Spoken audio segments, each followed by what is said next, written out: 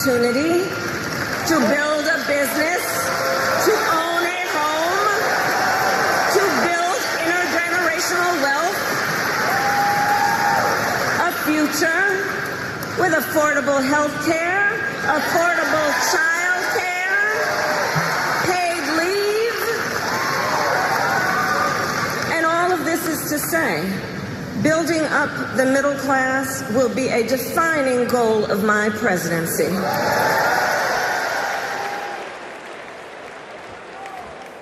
Please welcome Pennsylvania Senator Bob Casey.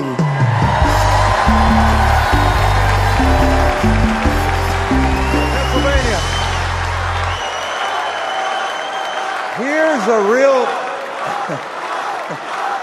Here's a real question. Mom's asked me in Pennsylvania, what am I supposed to do if I can't afford diapers?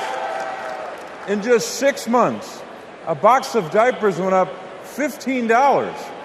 The corporations say your prices are up only because their costs are up. They're selling you a lie. It's in the bag with the diapers.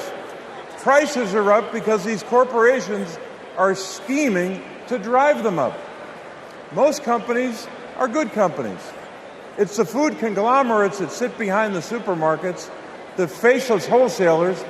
They're the ones who are extorting families at the checkout counter. This is greedflation. I've been fighting it a long time. So has Kamala Harris. And finally, we're starting to win. When Big Pharma jacked up the cost of insulin, we passed a bill to stop them. Now, for millions of Americans, it's capped at $35 a month. So that's one. I've been fighting to ban price gouging on food. And next year, when she's president, Kamala Harris will sign a bill to do just that. So that's another.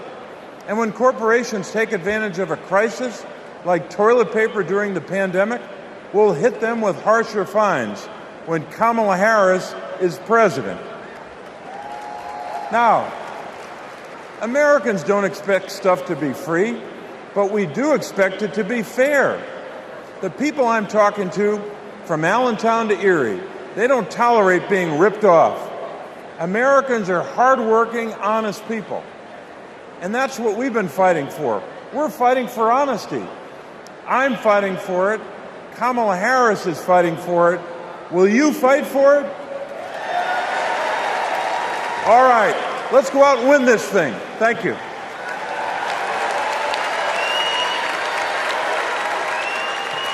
Please welcome Massachusetts Senator Elizabeth Warren.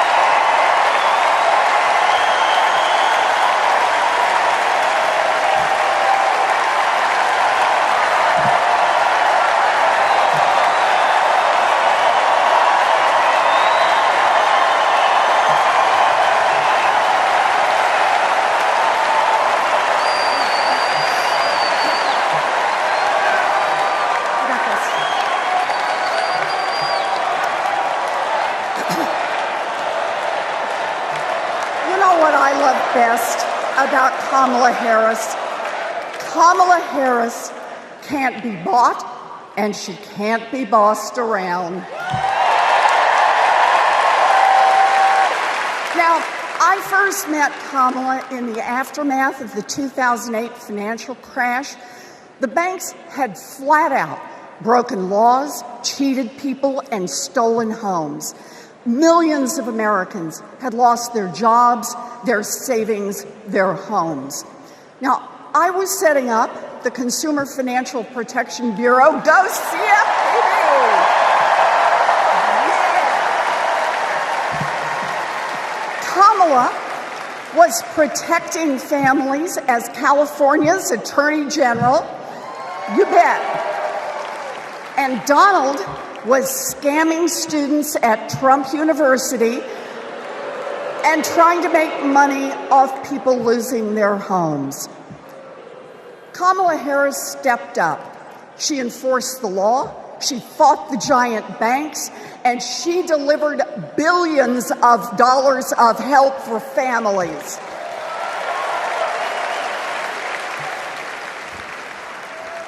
And that is the difference between a criminal and a prosecutor.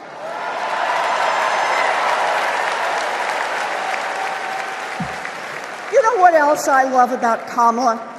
She gets it. We need to make life more affordable for working people. Yeah. Donald Trump, the felon, has no plans to lower costs for families. He doesn't know how, and basically, he doesn't really care. When did he ever fill up a gas tank or worry about a grocery bill? The only bills he worries about are from his criminal defense lawyers.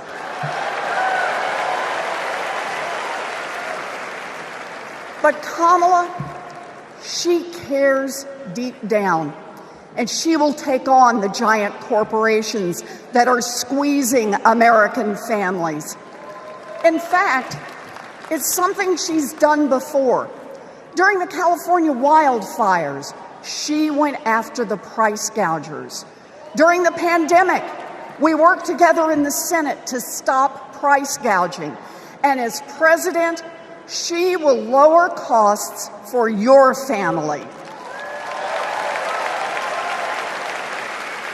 She'll take on the Wall Street firms that buy up millions of houses and apartments and then jack up the rent.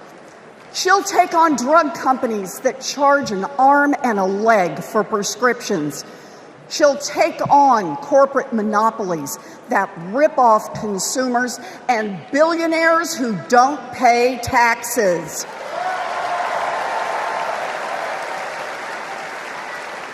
And she'll take on right-wing extremists who think they should decide who has access to abortion or IVF. Kamala will protect abortion rights nationwide. Yeah. And there it is. Groceries, gas, housing, healthcare, taxes, abortion. Trust Donald Trump and J.D. Vance to look out for your family? Shoot, I wouldn't let those guys, I wouldn't trust them to move my couch.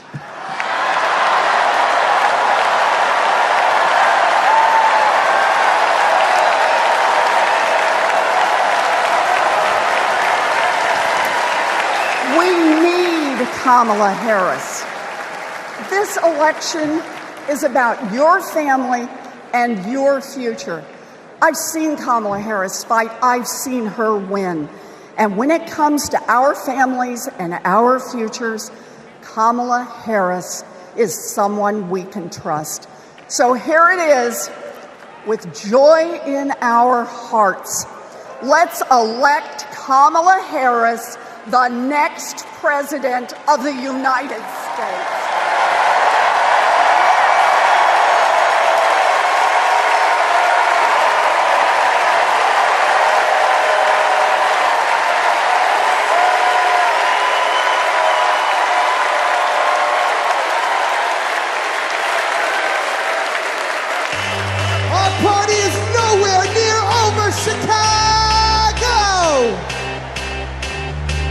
We're going to do this real big because we got a good feeling about this presidency. Now let me see your hands up one time. I got a feeling.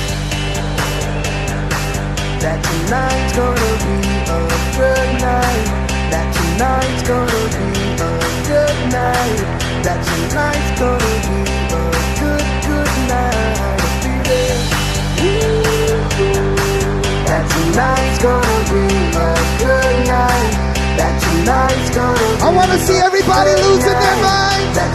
1, 2, now everybody party. Tonight's the night, let's live it up. I got my money, let's spin it up. Go out and smash it, like oh my God. Jump out that sofa, let's kick it up. I know that we'll have a ball if we get down and go out and just lose it all. I feel stressed out, I wanna let it go. Let's go way out, spaced out and losing our control. Fill up my cup, Marble top. Look at her dancing, just take it up, up, up, up, up.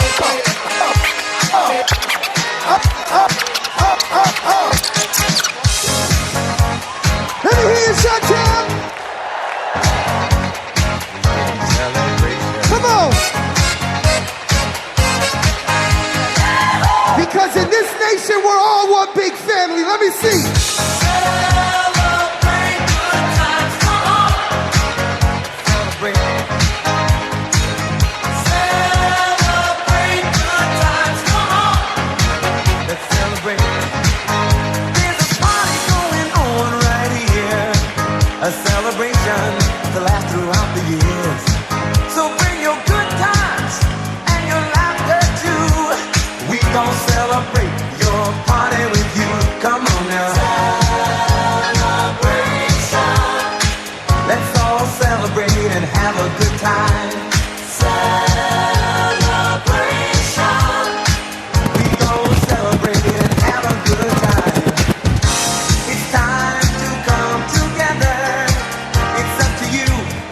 What's your pleasure? Everyone around the world. Come on. Ladies and gentlemen, I'll see you guys in just a little while. Thank you.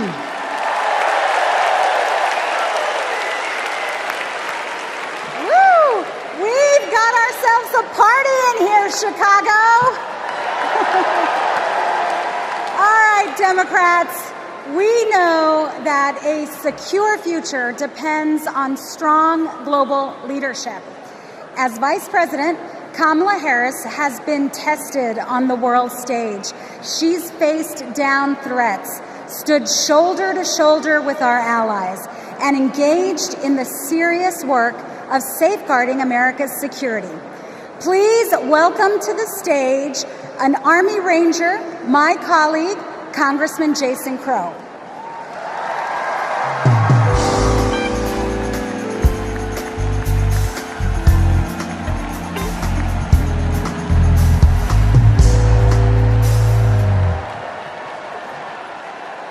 Before serving in Congress, I was a paratrooper and an Army Ranger.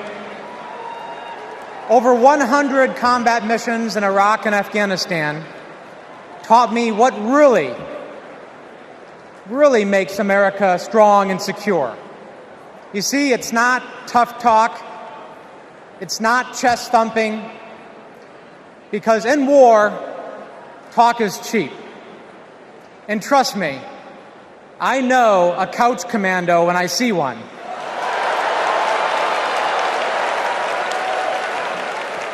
Real strength and security come from our people, from our allies. Donald Trump's Project 2025 would abandon our troops, abandon our veterans, our allies, and our principles. In Chapter 4, Trump plans to do Putin's bidding by abandoning Ukraine and walking away from our NATO allies. In Chapters 2 and 3, he plans to fire our national security and military professionals and then replace them with MAGA loyalists. But I refuse to let Trump's golf buddies decide when and how our friends are sent to war. When we join the military, we raise our right hand and we take the oath. We know that it comes with sacrifice, but we also know that it comes with a promise that America will have our back. Trump will break that promise. In fact, in Chapter 20 of Project 2025, he plans to slash veterans' benefits and then privatize VA health care. As a paratrooper, we learned that the leader of the unit jumps first, and then the others follow. Leaders always go first. But Trump, he would push your son or daughter out of the plane and then abandon them when they come home. Our troops deserve a commander-in-chief who will always have their back. That leader is Kamala Harris. And together, we will make Kamala Harris our next commander-in-chief.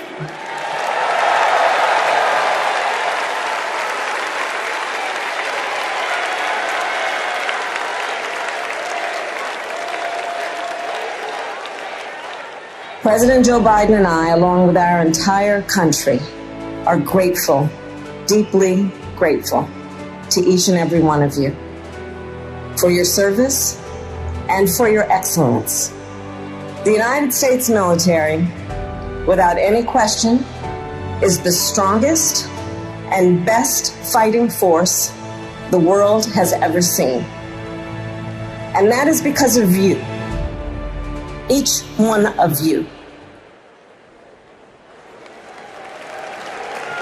Please welcome Michigan Representative Alyssa Slotkin.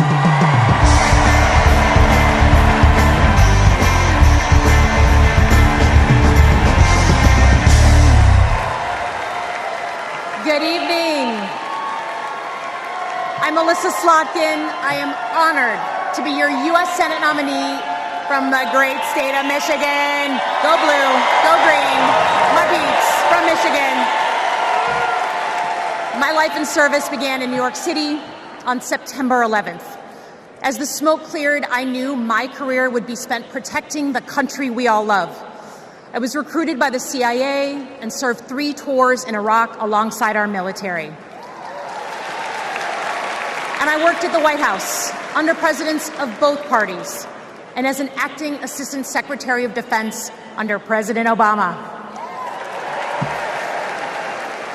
I want to talk tonight about national security, because the choice in November is stark. America retreating from the world or leading the world. Trump wants to take us backwards. He admires dictators a lot. He treats our friends as adversaries and our adversaries as friends. But our vision is based on our values, the values that took us to the shores of Normandy and helped us win the Cold War. We believe America should inspire and lead at home and abroad. We recognize that it's not just about having a strong military, but about tackling global challenges like AI and climate change together. And guess what? That takes friends. You gotta have friends to do that. Vice President Harris understands our strength abroad is inextricably linked to our strength here at home. Our schools, a strong middle class, and the health of our democracy. So, for everyone here and everyone watching, I want you to proudly claim your patriotism. You are here because you love your country. Do not give an inch to pretenders who wrap themselves in the flag, but spit in the face of freedoms it represents.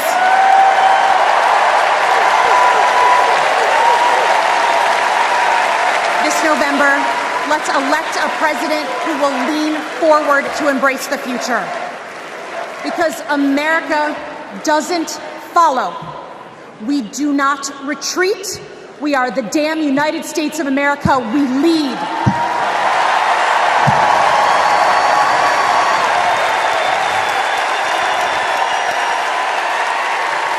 Please welcome New York Representative Pat Ryan.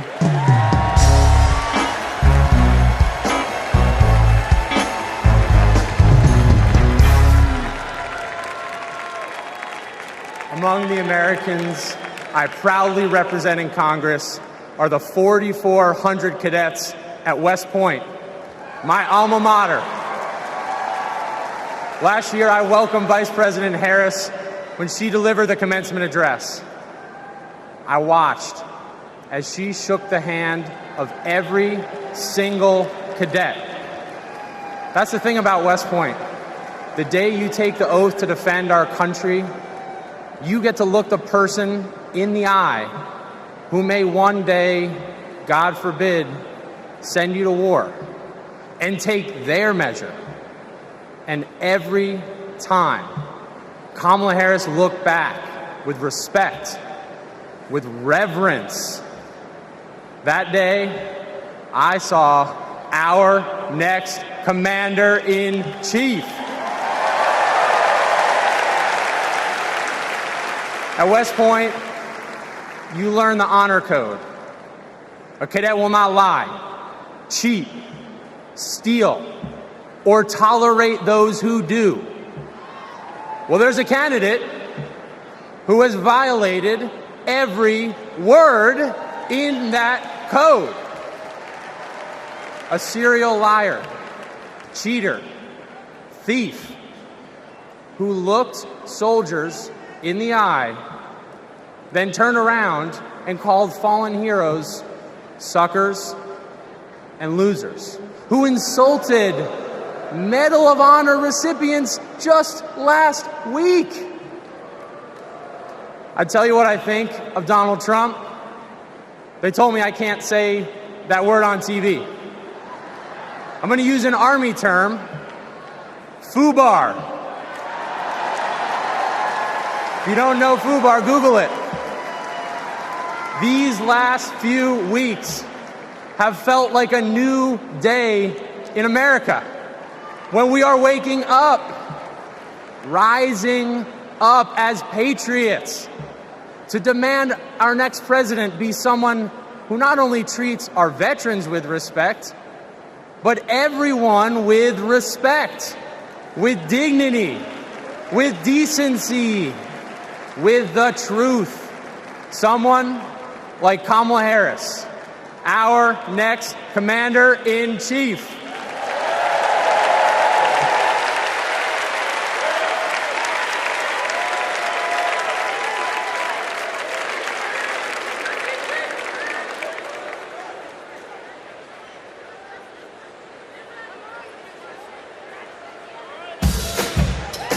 We are not done.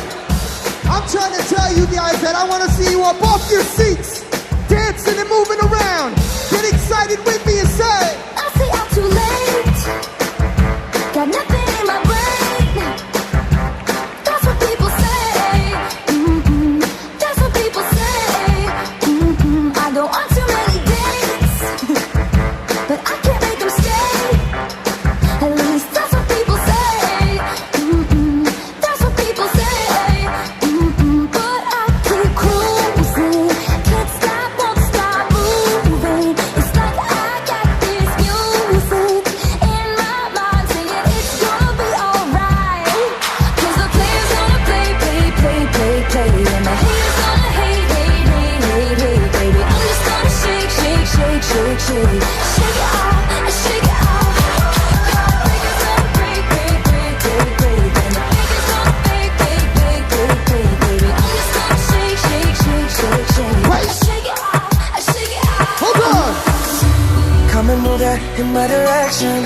So thankful for that. Representando para mi latino aquí conmigo esta noche. Yeah. Oh, you are my sunrise on the darkest day. Got me feeling some kind of way. Make me wanna savor every moment slowly, Hold on. slowly. Dance despacito. Quiero respirar tu cuello despacito. Deja que te diga cosas al oído, para que te acuerdes si no estás conmigo. Despacito, quiero desnudarte a besos despacito. Firmo en las paredes de tu laberinto y hacer de tu cuerpo todo un manuscrito. Quiero ver bailar tu pelo, quiero ser tu ritmo, que le enseñes a mi boca tus lugares favoritos. Ladies and gentlemen, one more time, I'm DJ Metro and I'll be back.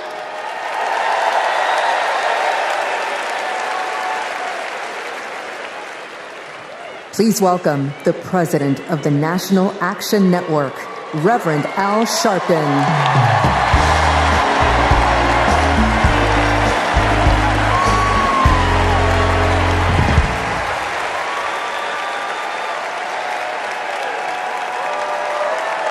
Thank you.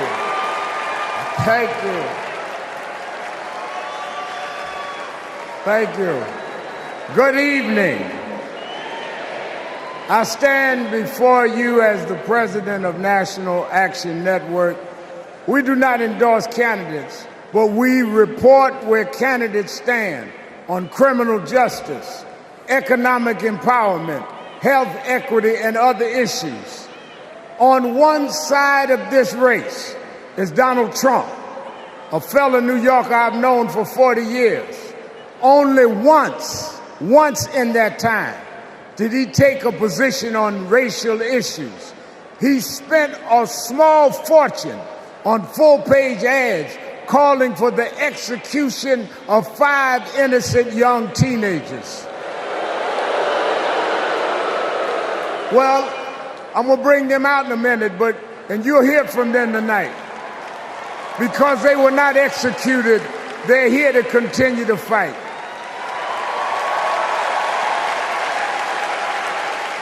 But it was there that I saw Trump love to fan racial flames. On the other side is a woman that I walked with in Selma, Alabama to commemorate the 59th anniversary of Bloody Sunday. Kamala Harris spoke to me that day about unity and passing bills.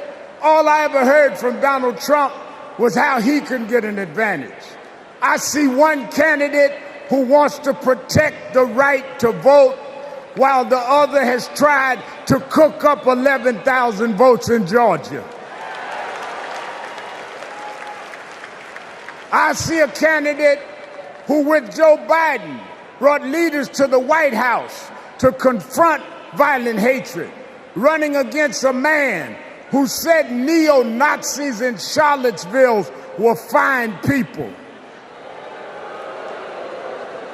I see a candidate who has sought to reform and uphold the law, and a man who wrongly assumes his mugshot appeals to black Americans. I worked with Kamala Harris. In every job she's had, she has consistently committed to making government work for those of us who've been disadvantaged. All Donald Trump has been consistent about is making himself richer and sowing division to get that done. This man sat right here in Chicago a few weeks ago, refusing to apologize for claims that migrants were taking black jobs. Well, in November, we're going to show him when blacks do their job.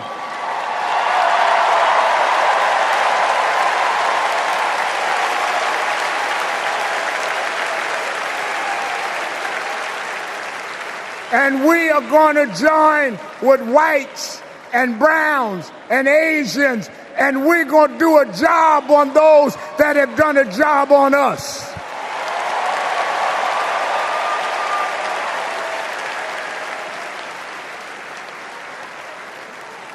Tonight we are going to realize Shirley Chisholm's dream.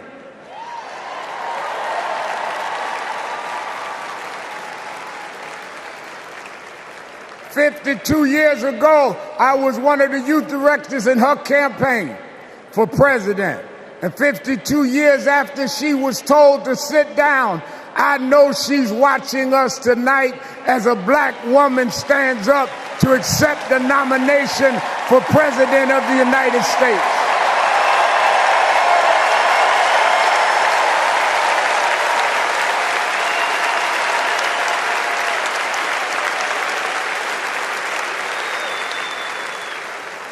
We have fought too hard for women to be told to get out of the kitchen. We are now on our way to the Oval Office. We won't go back.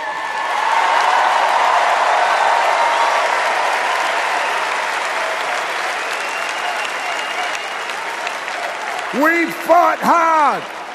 We fought hard for LGBTQ loved ones to get out the closet. We won't go back.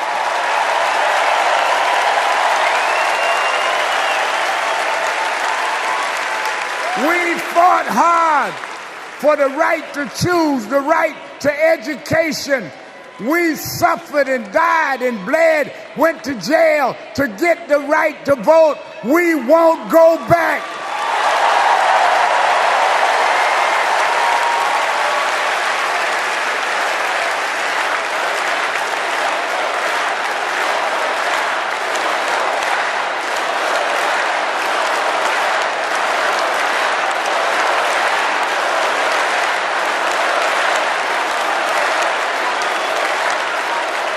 So we must be committed, no matter how the Supreme Court tries to roll back on civil rights, no matter what the amount of money they have.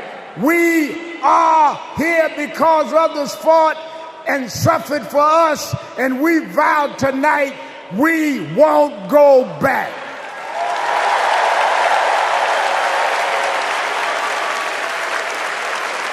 This November, we will go forward to fulfill the promise of a just and fair nation. And let me say, as we transition, I'm a preacher. And in Psalms it says, weeping may endure for a night, but joy comes in the morning. We've endured January 6th. We've endured conspiracy theories. We've endured lies and areas of darkness, but if we stay together, black, white, Latina, Asian, Indian American, if we stay together, joy, joy, joy, joy coming in the morning.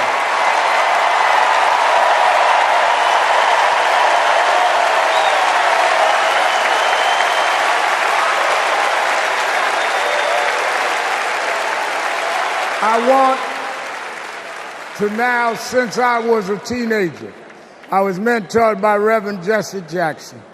And Reverend Jackson taught us to fight for what's right. And now I want to bring out some young men that I fought for. I referred to them then, they were known as the Central Park Five. Now they are the Exonerated Five. Raymond Santana, Kevin Richardson, Yusef Salam, Corey Weiss, the Exonerated Five.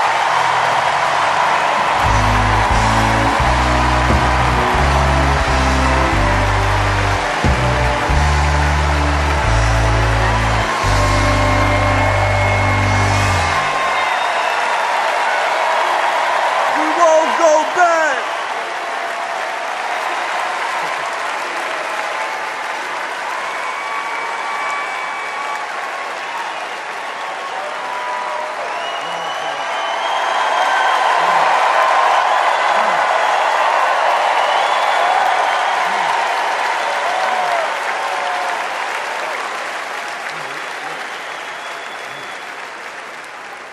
Good evening, people. My name is Corey Wise. 35 years ago, my friends and I were in prison for a crime we did not commit. Our youth was stolen from us. Every day, as we walked into courtroom, people screamed at us, threatened us, because of Donald Trump. He spent $85,000 on a full-page ad in the New York Times calling for our execution.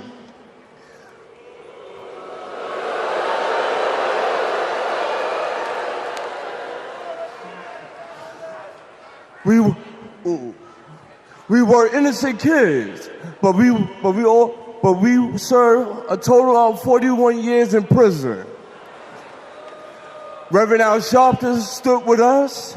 Now, I'm proud to stand with him today.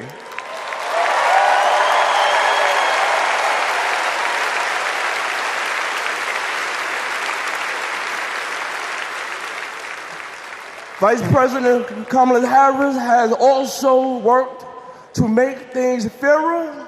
I know she will do the same as president. Now prove that message.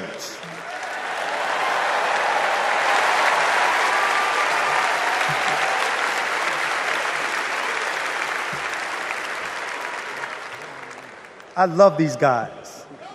These are my brothers. These are my brothers. Yes, indeed. America. I am Yusuf Salaam.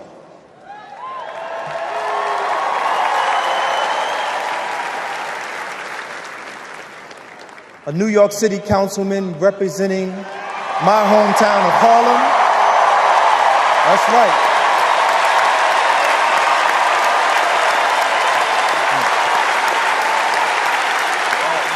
Man.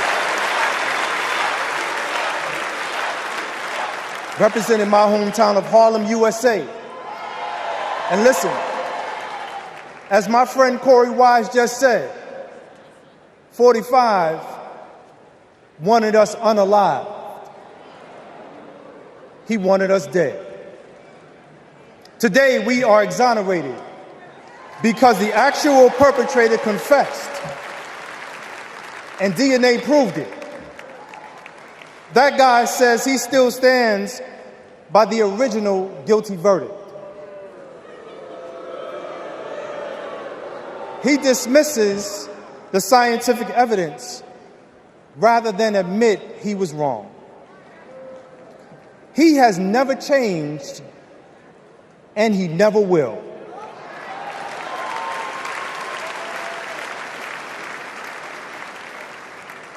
That man thinks that hate is the animating force in America.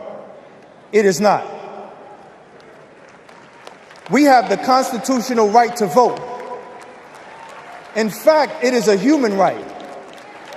So let us use it. I want you to walk with us. I want you to march with us. I want you to vote with us.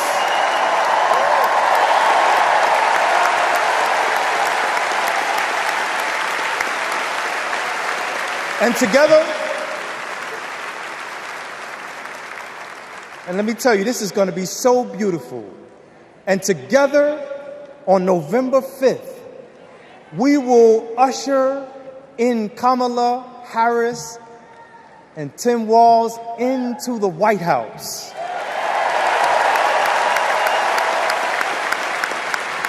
So I want to do this. When I say when they, I want you to say, see us. When they, see us. When they, see us. When they see us, America will finally say goodbye to that hateful man.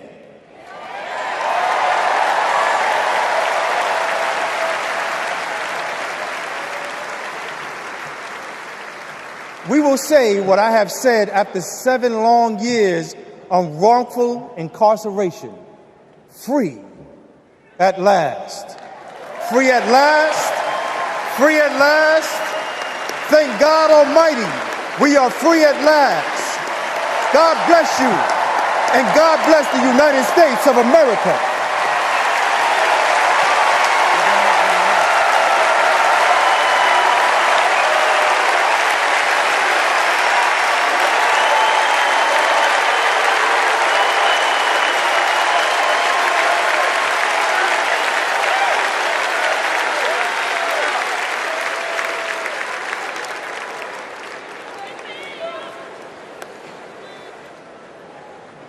Wow.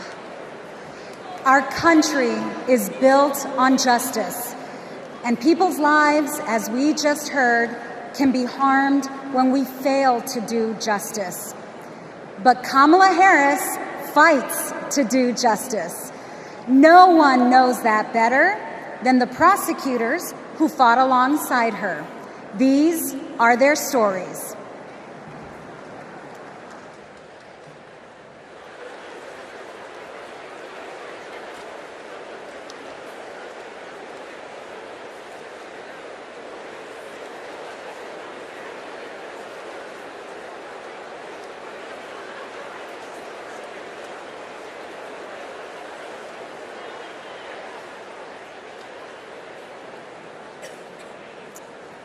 I'm Amy Resner. I was a colleague in the courtroom when my friend Kamala tried one of her first cases and made the prosecutor's promise for the people. For Kamala, practicing law was always about protecting the vulnerable and giving the victims a voice.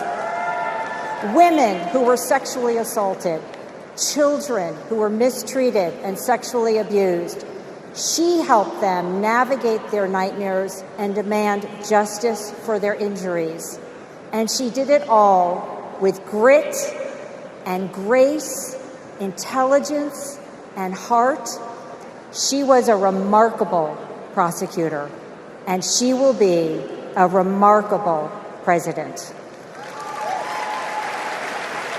Survivors of sexual assault struggle to be heard over the cacophony of voices demeaning, discrediting, and vilifying them.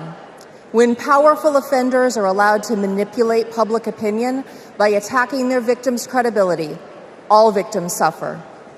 Those words are from the 2021 amicus brief filed by RAINN, the nation's largest anti-sexual violence organization, in the case of E. Jean Carroll versus Donald J. Trump. As a legislator and lifelong advocate against sexual violence, I urge all of us to stand together to support survivors, believe them, and hold perpetrators accountable.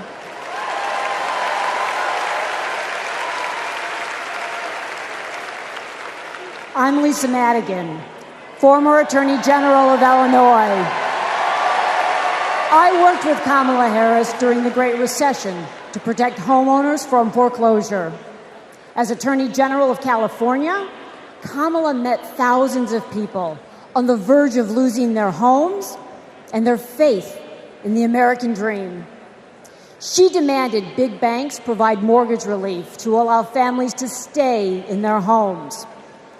She stood her ground, and together, we prevailed. For as long as I have known her, Kamala Harris has always taken principled positions and never wavered. Thanks to Kamala's determination, countless Americans have a home they can call their own.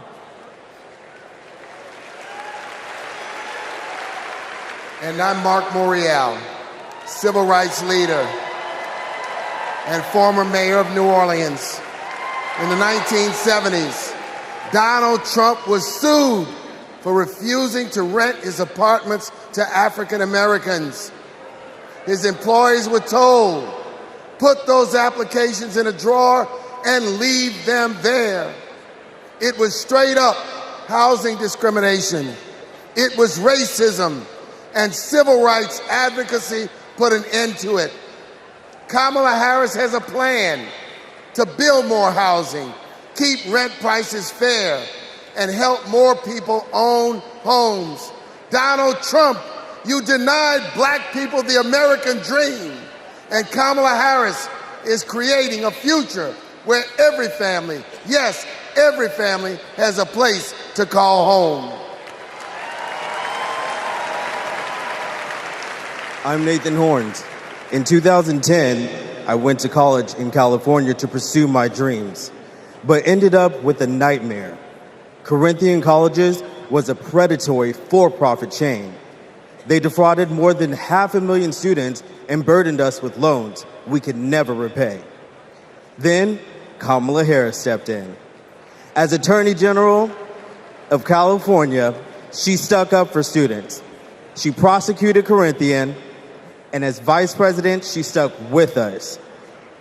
As we fought and we organized for debt relief, the Biden-Harris administration came in, canceled all Corinthian student debt, and gave us back our futures.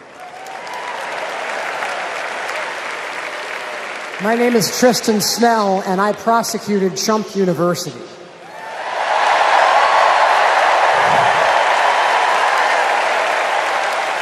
I interviewed over 100 victims of Trump's fraud, a retired police sergeant, an Iraq veteran with PTSD, a mother caring for her son with special needs. They trusted Trump. They believed that he would teach them his secrets and make their American dreams come true. But all they got was credit card debt and a fake diploma. Some lost their life savings, some lost their homes. Donald Trump ripped off his biggest fans and made $5 million in profit. Kamala Harris fought scammers like him, and as president, she will continue to fight for you, for us, for the people.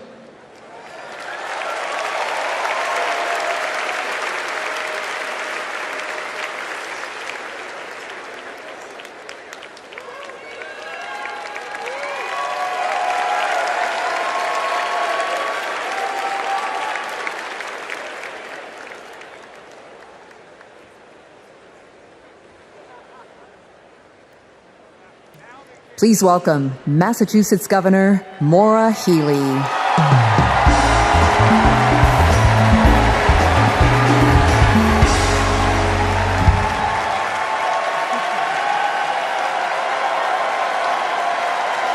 For the people.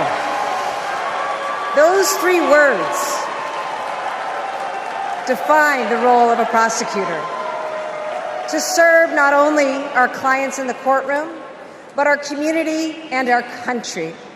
To give people a sense of security and safeguard the principles that hold our nation together.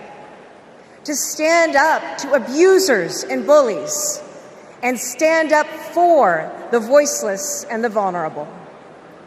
In other words, exactly what Kamala Harris has done her whole life. When she was DA, mothers of children who'd been murdered, whose cases had gone cold, would come to her office saying, "I'll only speak to Kamala," because they knew she would listen, because they knew she would help them find justice. And she did. That's the Kamala Harris I know. A few weeks ago in Massachusetts, I watched a little girl meet the vice president. Her eyes were so wide, as open as the future. Kamala asked her about the summer, her basketball camp, and what position she likes to play. The little girl said to her, "Anything but defense." Kamala put her hand on her shoulder and replied, "Me too. I love offense." That's what it means to be for the people. Kamala Harris fights for all Americans. She stays on offense and she wins. And I know that she'll fight with the same passion, the same determination as President of the United States. I can't wait to see her prosecute the case against Donald Trump on the debate stage in September. We face a stark choice in this election: a felon and con man or a dedicated prosecutor. The contrast between Donald Trump and Kamala Harris is clear. He obstructs justice. She upholds it. He swindles people. She serves them. He thinks he's above the law. She actually understands the law.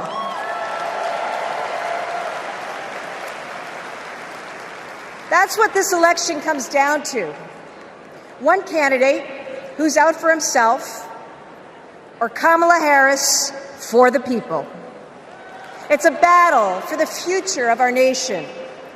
And tonight, we will prove beyond a reasonable doubt that Kamala Harris should be, she must be, the next President of the United States. Thank you.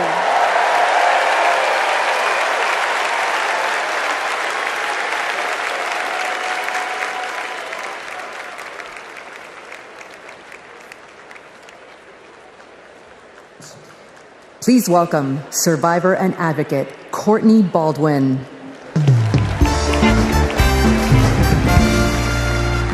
Good evening, Chicago. I'm Courtney Baldwin. In 2013, I was sold for sex in cities across California by a trafficker who controlled every aspect of my life. During those dark moments, I held on to hope that one day I'd be seen as more than a victim, that I could pursue my dreams, and that my trafficker would be held justice.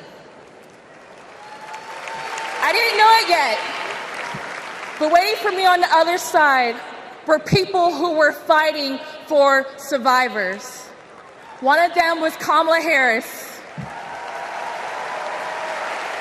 As California's Attorney General, she fought Backpage.com, the website that let me and thousands of others be bought and sold. She filed criminal charges against its owner that shut down the website for good. No one has ever done that. Vice President Harris is fearless, compassionate, and she still gives me hope. She's protected people like me her whole life, and I know she'll fight for us all as president. Thank you.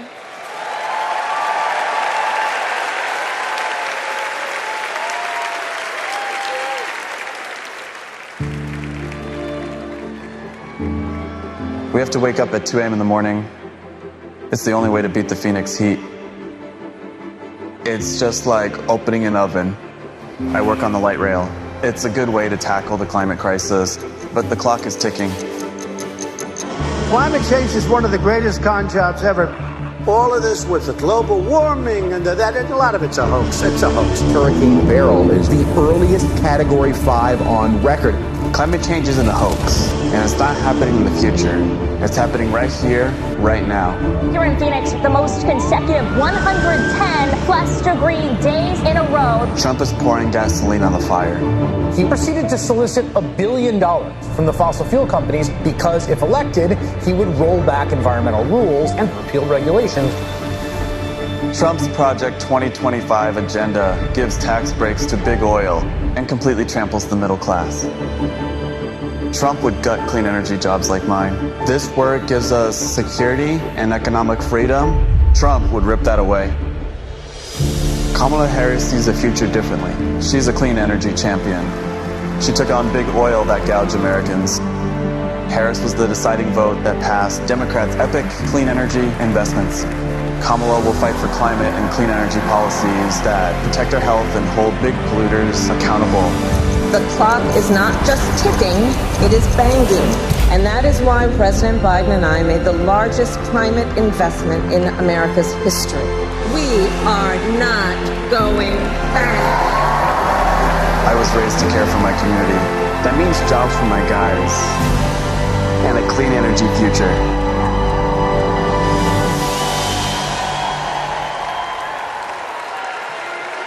Please welcome former New Mexico Representative Deb Haaland.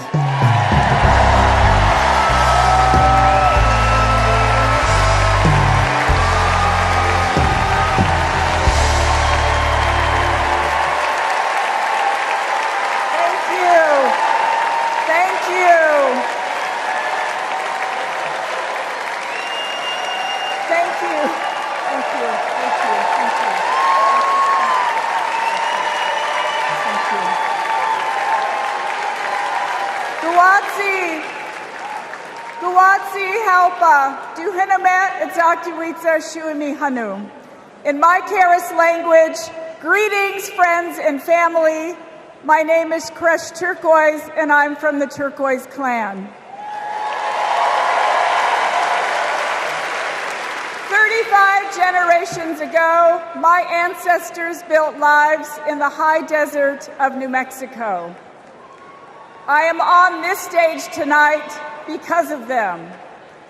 While fishing with my dad and running through the desert with my cousins, I learned that we have a responsibility to take care of our planet.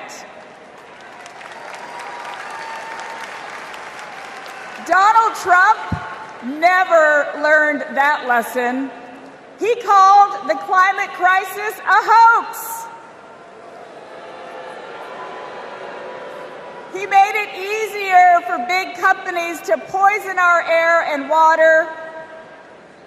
An American president must lead the world in tackling climate change. We need a president who understands that assignment. That's Kamala Harris.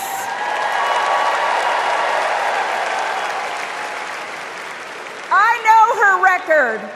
She held polluters accountable for spilling oil into the San Francisco Bay. She defended President Obama's Clean Power Plan in court.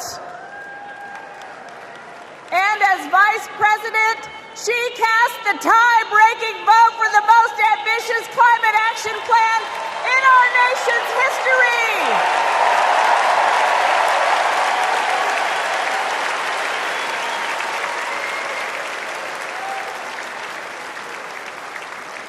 Kamala Harris and Tim Walz will fight for a future where we all have clean air, clean water, and healthy communities.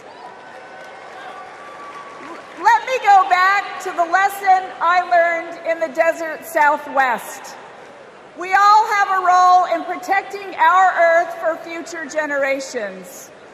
So let's all be fierce, and let's make Kamala Harris the next President of the United States. Thank you all so much. Thank you. Thank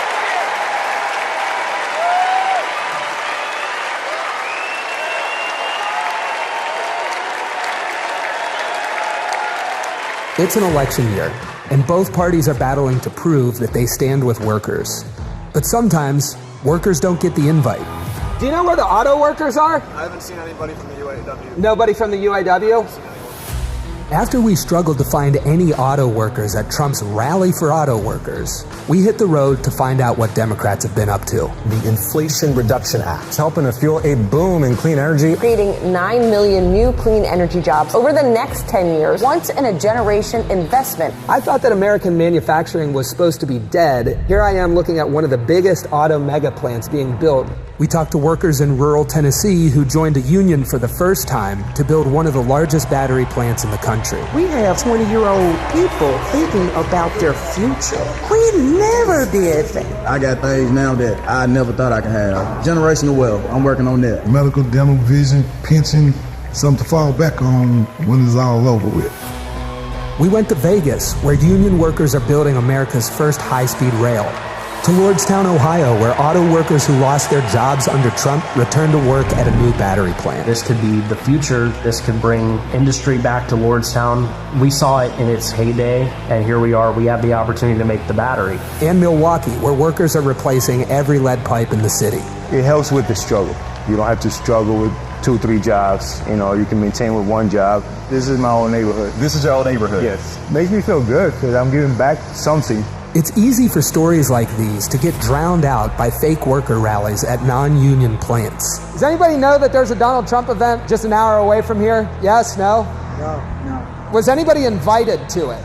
But over the last 4 years, only one party has invested trillions in clean energy, bringing back manufacturing and rebuilding infrastructure, putting workers at the center of it all. And this is just the start. Please welcome John Russell.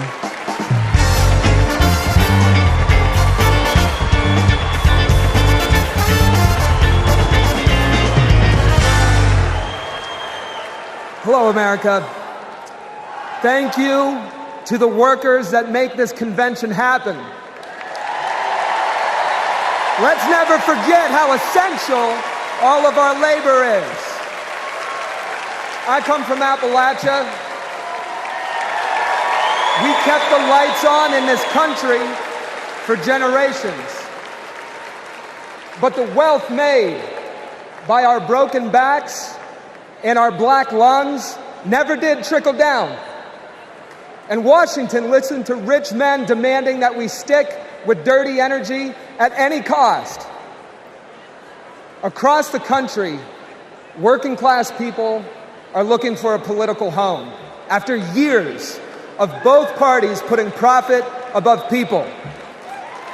Now, Trump, a billionaire, says that he'll take on the elites, but then he promises handouts to big oil, and he punches down at anyone with the guts to be different. But populism that insists we are too different to get along, is just divide and conquer by a different name. There's another sort of populism with roots in this party that we in West Virginia know well. They called us rednecks back in the 1920s because striking workers from all different races wore red bandanas around their necks as they fought and died for respect and a living wage. Their fight yesterday is our fight right now. Right now. It is our choice to build on this progress and to create a political home for the mass of working Americans fighting for control over their government, their workplaces, and their planet. And it is our moment to live up to. Let's get after it. Thank you very much.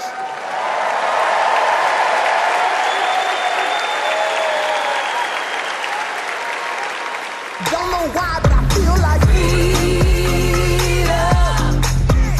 When our team of students passed one of the first climate justice policies in our nation, Vice President Kamala Harris showed up. She came to highlight our initiative because she believes in us. Last year, my dad retired after spending more than 30 years working at one of our country's most polluting power plants. Donald Trump doesn't care about people like my dad. I know Vice President Harris will put working families ahead of big oil billionaires. Kamala Harris approaches climate policy through the eyes of future generations, like mine. As new voters and as new leaders, I'm excited to join Harris in the fight for our future.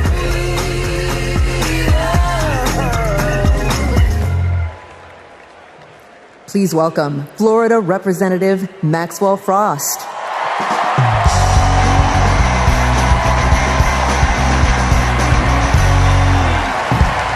I'm Maxwell Alejandro Frost, and I'm proud to be the first member of my generation in Congress. I'm also proud to represent Central Florida. You might expect me to talk about how climate change will impact our future. But as a Floridian, as a Florida man, I'm here to tell you that the climate crisis isn't some far-off threat. It is here. Donald Trump and J.D. Vance think they can divide us by saying this crisis is some type of hoax. But I've walked the streets of communities that have been forced to rebuild after hurricane flooding destroyed their homes. I've heard the stories of immigrant farm workers made to work in horrid conditions exacerbated by this crisis. And I felt the scorching record heat and know that climate change can sometimes feel like an unstoppable force. But with our movement and with organizing and an administration that cares, we are making progress. Kamala Harris and Joe Biden have proven that tackling this crisis creates jobs, that investing in clean energy protects our health, and that investing in mass public transit builds strong communities. And we must always remember that peace is essential to our climate and war destroys our environment. This election is about every drop of water that we consume and every breath we breathe. Fighting the climate crisis is patriotic. And unlike Donald Trump, our patriotism is more than some damn slogan on a hat. It's about actually giving a damn about the people who live in this country. Because when you love somebody, you want them to have clean air. When you love somebody, you want them to have safe drinking water. And when you love somebody, you want them to have a dignified job. And so, America, it's simple. Let's get to work and elect Kamala Harris and Tim Walz for our planet, for our future, for our present, and for our people. God bless.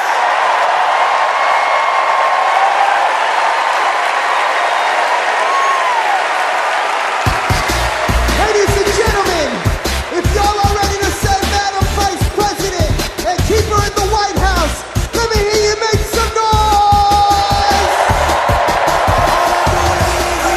No matter what, say, and every time I hit the building, everybody's hands go. Let me see.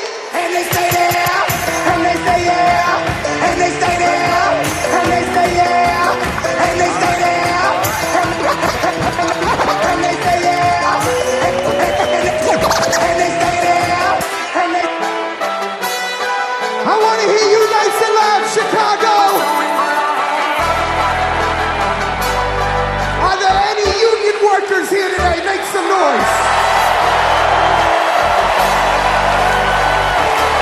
Are there any teachers in this building? Make some noise. Now everybody hands up.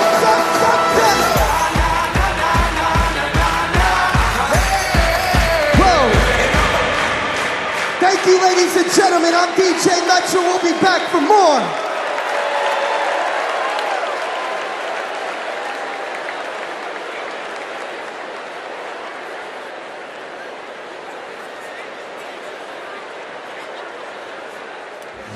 What's up, everybody? Stephen Curry here. I know you all know I played for the Golden State Warriors, but man, what a great honor it was to represent Team USA and go out there and win that gold medal at the Olympics this summer. And that unity on and off the court reminded us all that together we can do all things and continue to inspire the world. That's why I believe that Kamala, as president, could bring that unity back and continue to move our country forward. This is about preserving hope and belief in our country, making sure families can be taken care of during their most precious times. I got to visit Kamala with my team in the White House last year, and I can tell you one thing I knew then, and I definitely know now. The Oval Office suits her well. So in the words of Michelle Obama, do something. Go vote. Be active. Let's show out in November like never before. It's been an honor for me to represent our country. It's an honor to support Kamala. So let's all do our part. God bless. Please welcome Democratic nominee for U.S. Congress in Alabama, Shamari Figures.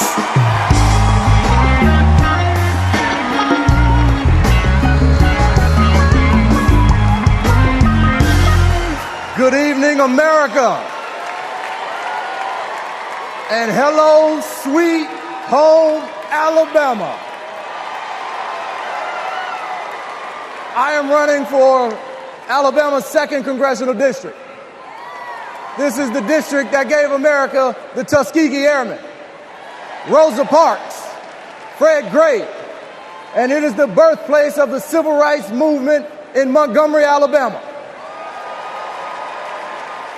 And of course, this district is home to Mr. Good Trouble himself, Congressman John Lewis. Look, my pathway to this stage was paved by a legacy of fighters. Fighters that include my mother, Alabama State Senator Vivian Davis Figures, who is here at her 11th DNC.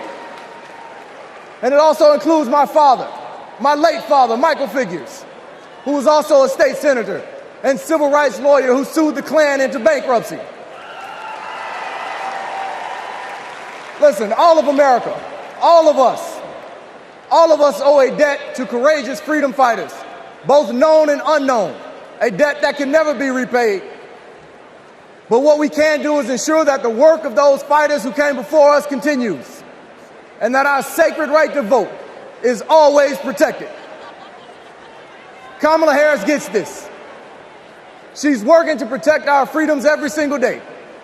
And that's why she will sign into law the John Robert Lewis Voting Rights Act once it is introduced again by Congresswoman Terry Sewell.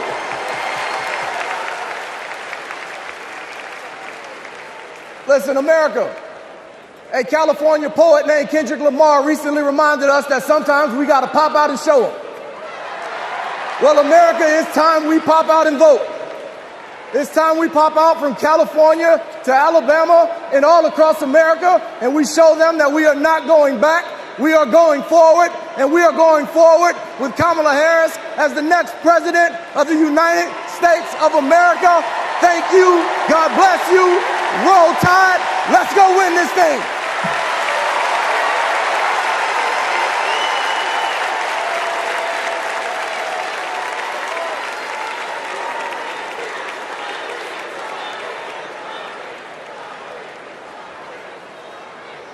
As I close out my segment tonight, I got to send a quick message. Madrecita querida, I love you. Kamala Harris and Tim Walz understand what everyday Americans are going through because, unlike Donald Trump, they actually grew up in families where every dollar mattered, where everything was earned and nothing was handed to them. Our next speaker knows something about that too. Please welcome my dear friend, our fellow Texan, our next senator, Representative Colin Allred.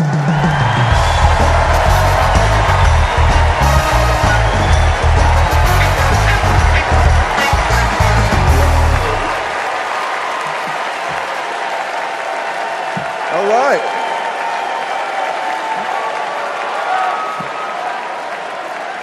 Hey everybody, I'm Colin Allred, a congressman from Dallas, dad to two perfect little boys.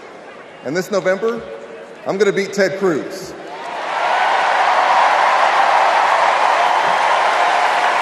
And I'm so proud to be here to support our next president, Kamala Harris. You know, like Kamala, I was raised by a single mom. Mom was a public school teacher who often worked two jobs to make ends meet. So when we talk about lowering costs, I think about the times when we went to the grocery store when I was growing up and swiped the debit card and said a little prayer. But my mom and my community in Texas gave me a chance to chase my version of the American dream. I played football at Baylor and in the NFL before becoming a civil rights lawyer and representing my hometown in Congress. Now I'm the guy who's going to turn Texas's Senate seat blue.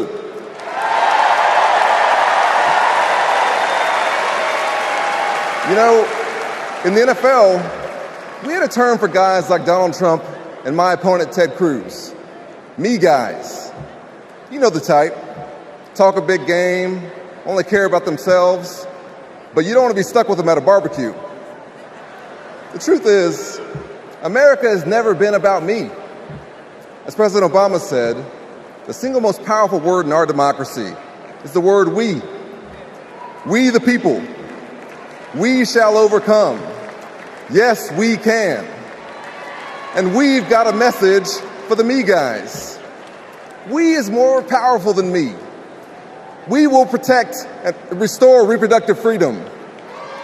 We will secure the border. We'll protect Medicare and Social Security. And we'll turn the page and write a new chapter for this country and elect Kamala Harris be the next president and beat Ted Cruz. Thank you all so much. God bless you, and may God bless Texas.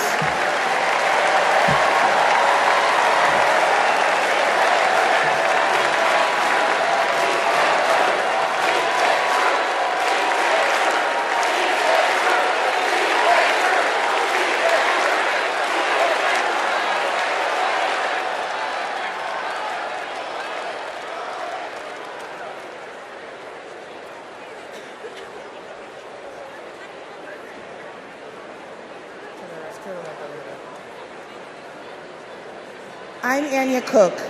This is my husband, Derek, and our daughter, Anaya. 2 years ago, a miscarriage nearly killed me. At 16 weeks, my doctors told me to prepare for a stillbirth. I needed care, but my state's abortion restrictions kept it from me. I miscarried in a bathroom.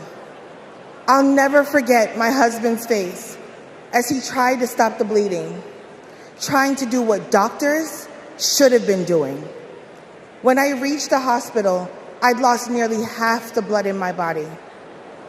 I can't change the past, but we can choose a different future.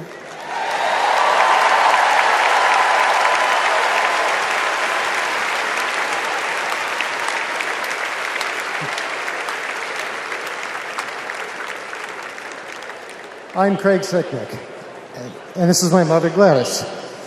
My brother was a U.S. Capitol Police officer, Brian Sicknick, a hero who died after defending our country on January 6th.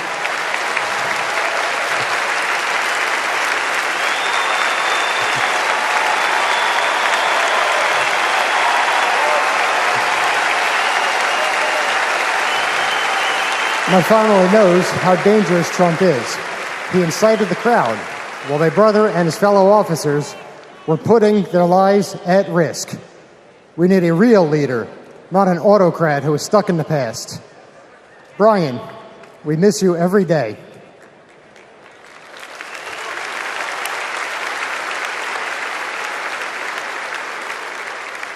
I'm Gail DeBoer.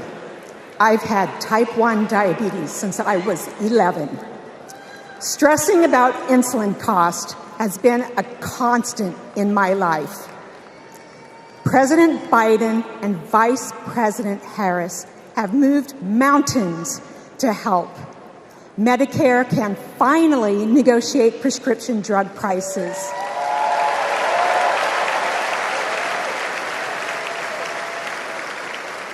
Insulin is capped at $35 for Medicare recipients.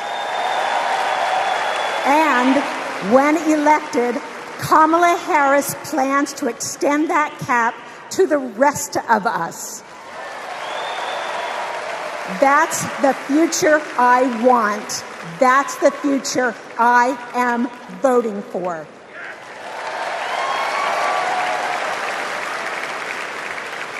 I'm Wani Romero, owner and CEO of Mothership Coffee in Las Vegas. I put in work to build my business. When COVID hit, this administration's support kept us moving. I hired staff and we grew. We've more than doubled in size since the pandemic, and it's just not us. Over the last 4 years, 19 million new business applications have been filed. Like Trump, I grew up in Queens, but unlike him, I built my business with grit. That's my story. That's the American story. Let's turn the page on Trump.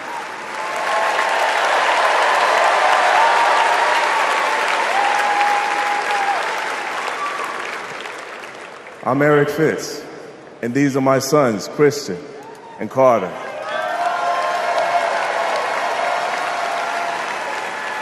I always try to set an example for my boys, to teach them compassion, accountability, and resilience. I want those values to be reflected in our leaders. I don't want to have to turn off the TV because our president is lobbing insults or telling lies. I'm tired of all of the hate. It's time to move forward, together, and build a country our kids can be proud of.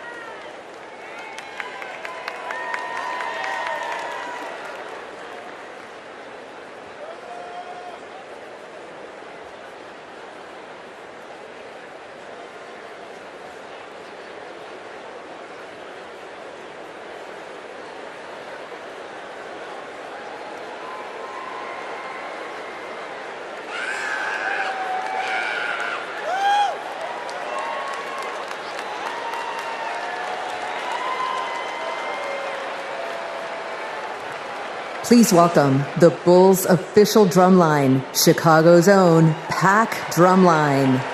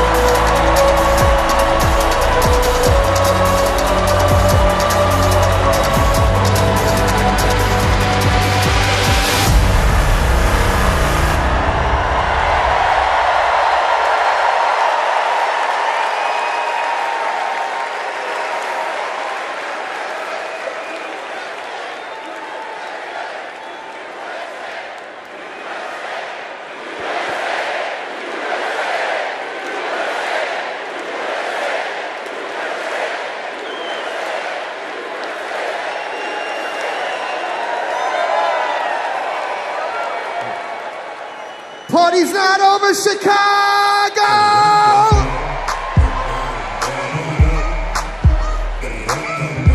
What I want to see is those flags and those hands up in the air. Help me sing it out nice and loud. Y'all ready to get down and party with me one time? DNC say 369, damn good fine. Can you sing it to me one more time and go? Get low, get low, get low, get low, get low.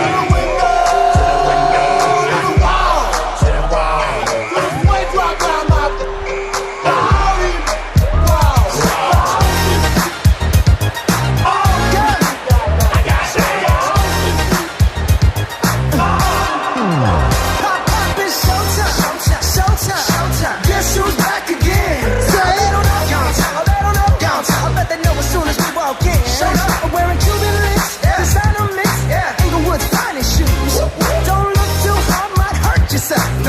Let me hear you say,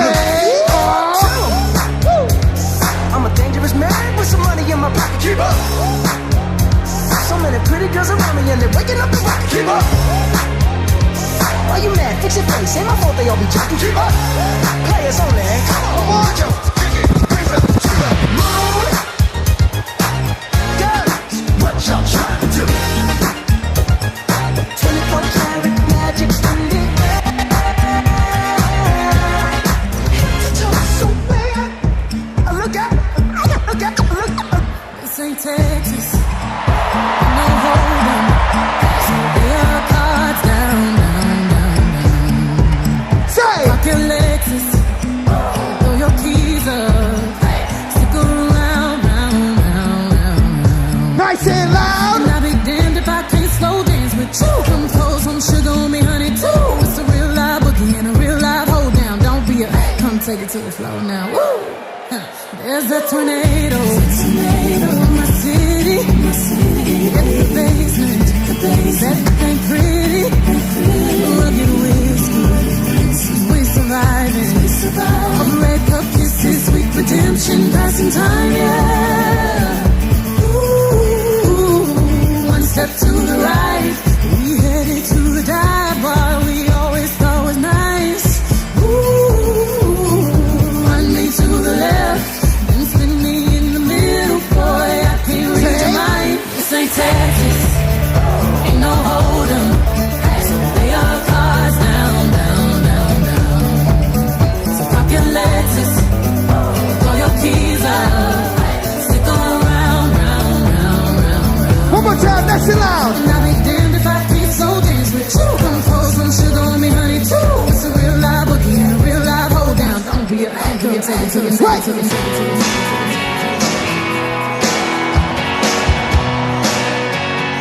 If you've been with me all 4 days, let me see you make some noise right now. And if this is your first convention, let me hear you make some noise. I was born in a small town and I live in a small town. I would die in a small town. Oh, small communities. All my friends are from small town. My parents live in the same small town. My job is a small town. Provides little opportunity. Hey!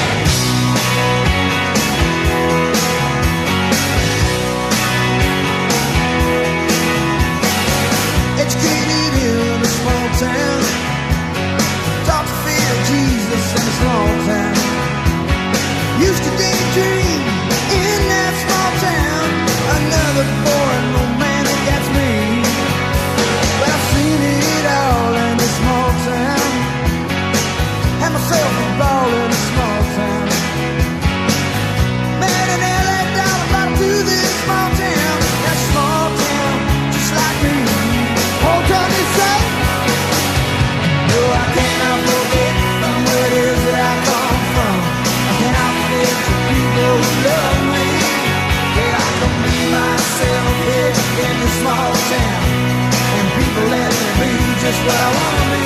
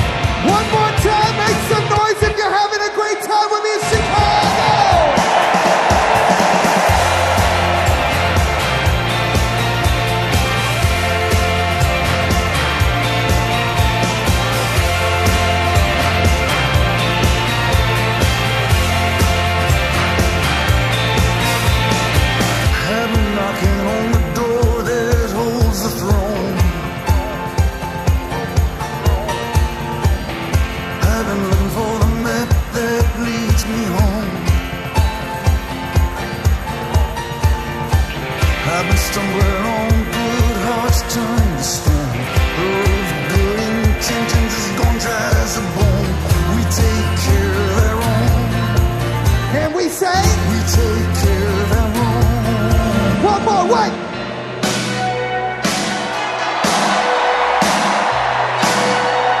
Cause if you're proud of your country and you're ready to say, Madam VP, and keep her in the White House, make some noise.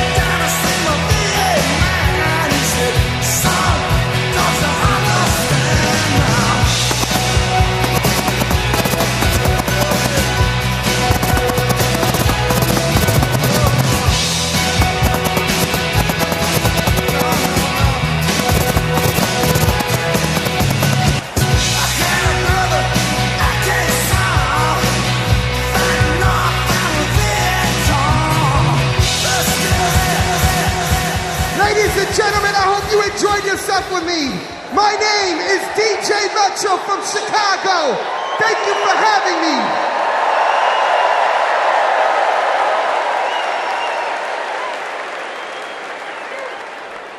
Here we go.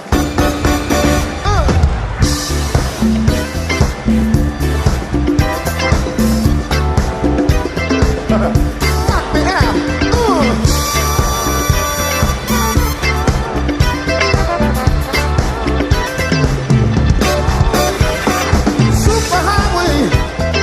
Coast to coast, easy to get anywhere. On the transcontinental overload, to slap behind the wheel. How does it feel? There's no destination too far, and somewhere on the way, right back to who you are. Living in America, eye to eye, station.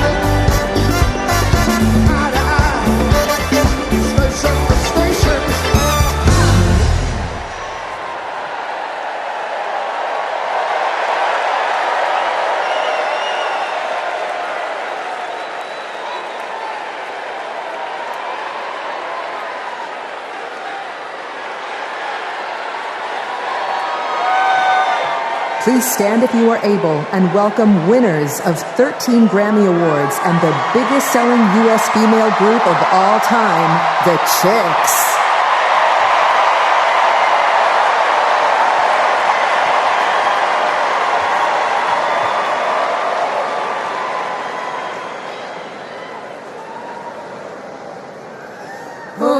say, can you see by the dawn's early light what so proudly we hailed at the twilight's last gleam, whose broad stripes and bright stars through the perilous fight o'er the ramparts we watched were so gallantly streamed, and the rocket's red glare, the bombs bursting in air, gave proof through the night that our flag was still there.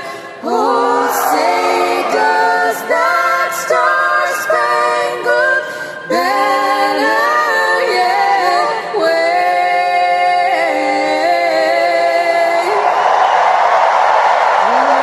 Land of the free and the home of the brave.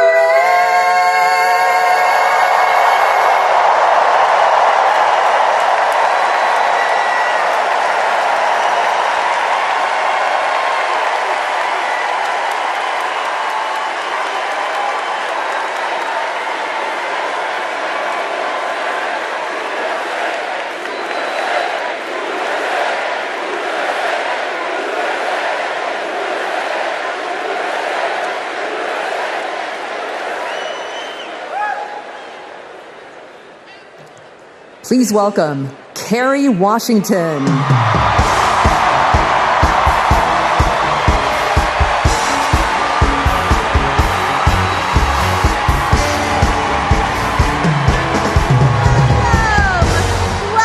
to the final night of the Democratic National Convention.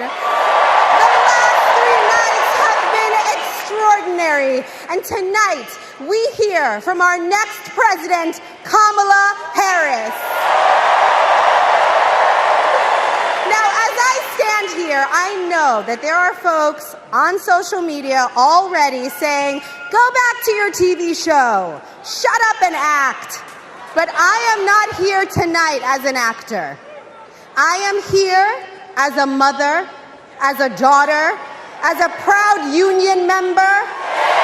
I am here as the granddaughter of immigrants, as a black woman descended from enslaved people. I am here tonight because I am an American and because I am a voter and because we, the people, are stronger when all our voices are heard.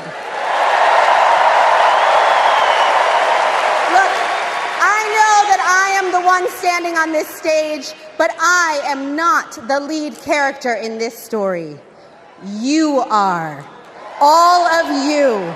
You are the messengers. You are the fixers. Dare I say it, you are the Olivia Popes. You are the superheroes saving this democracy. It is you, not me, who have the greatest power to convince your loved ones to vote. So, just like Michelle Obama told us, let's do something. Let's make a video. Everybody take out your phones.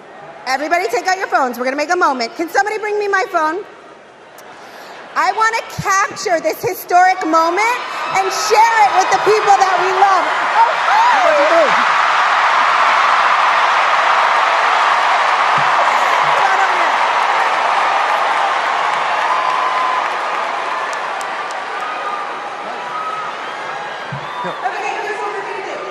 Take this video, guys. We're all going to take it together. We're going to post it to social media, text your friends, send this message out into the world. When I say when we fight, you're going to say?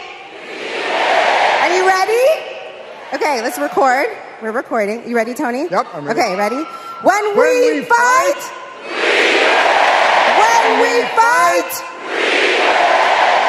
when we fight,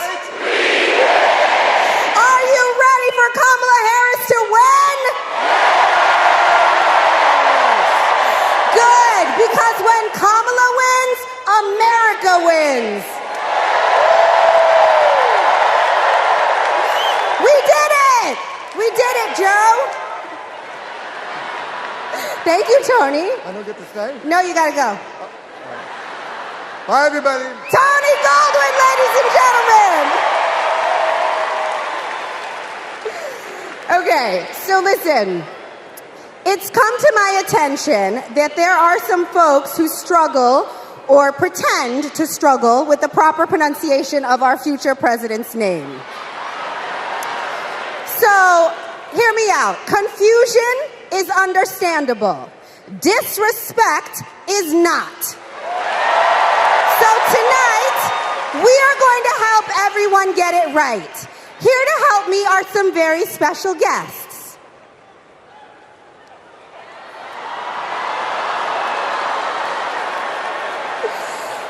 Thank you, ladies. Can you tell us your names? Hello, everybody. My name's Amara. And my name is Leela, her little sister. And what are you here to do? To teach you how to say your auntie's name. Okay.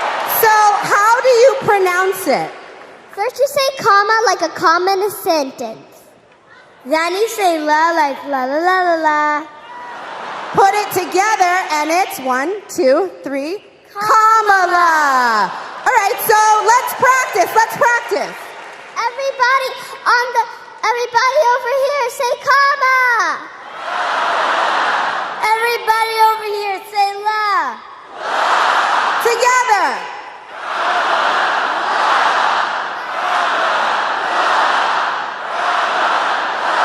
For president.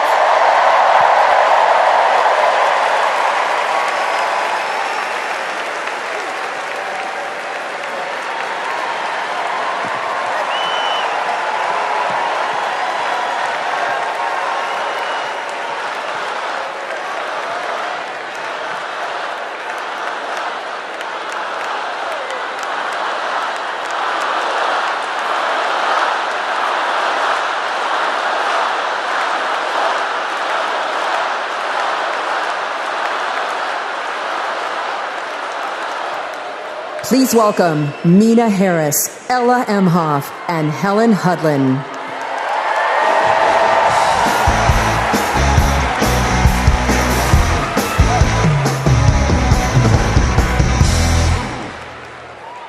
Hi, I'm Mina. I'm Ella. And I'm Helena. I grew up in Oakland, California,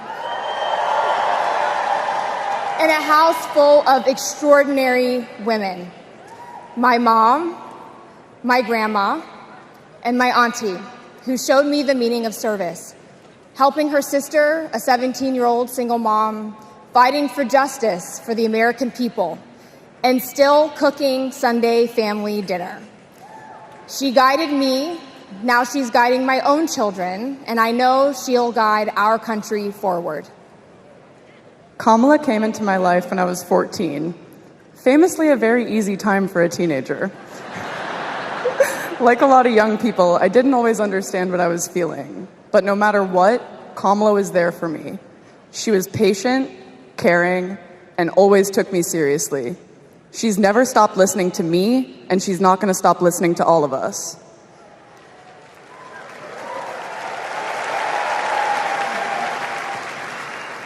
Kamala Harris is my godmother. To me, her advice means everything. Whether it's pursuing my passions, making an impact, or finding hope when the world doesn't feel so hopeful. She taught me that making a difference means giving your whole heart and taking action.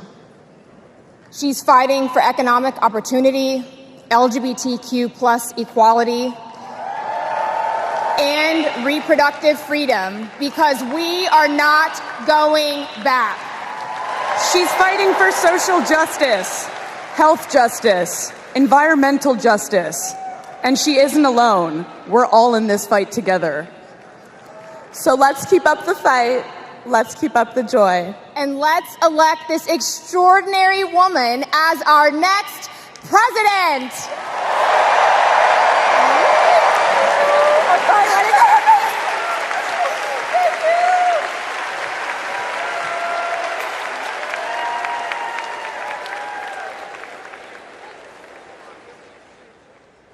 Please welcome actor and comedian D.L. Hughley.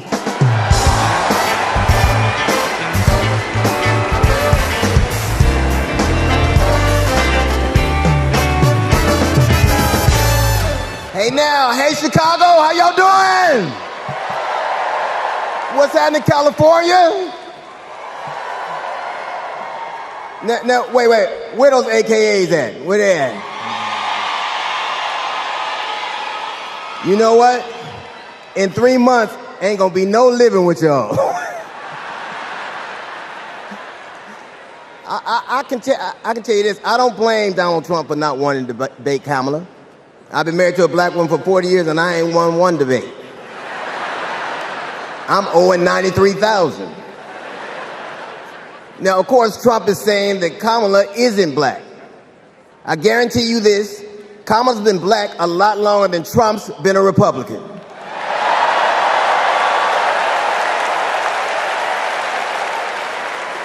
And if he keeps sliding in the polls the way he is, the only way he can keep Kamala out of the White House is if he buys it and refuses to rent it to her.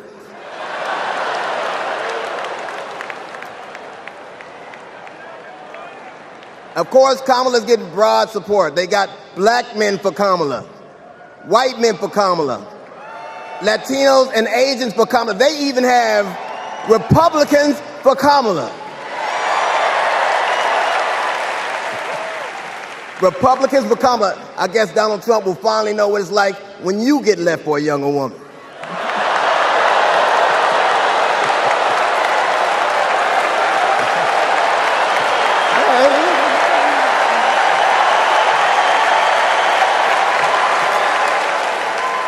But seriously, Kamala knows the truth about the American dream, that hard work is not enough. Hard work alone is not enough to succeed. That you need access and information and opportunity. And she knows that some folks are often denied those very things. As president, she will give each and every one of us a fair shot in life.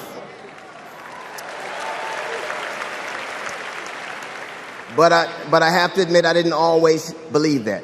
I mean, if you told me the 15-year-old me would be on stage supporting a prosecutor and a teacher,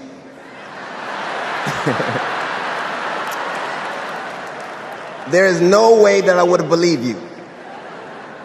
But because of that, I made assumptions about Kamala's record. And I often repeated them to a lot of people. Then one day, Kamala invited me to her house. She put her hand on my shoulder and she asked me to do some research. Something I had never done. Something a lot of people I know had never done before. Imagine attacking someone's character without a single Google search. So I did what I should have done in the first place. I learned that she had done for us exactly what she promised to. I believe that your apology should be as loud as your accusation, and I'm here apologizing in front of the whole damn world.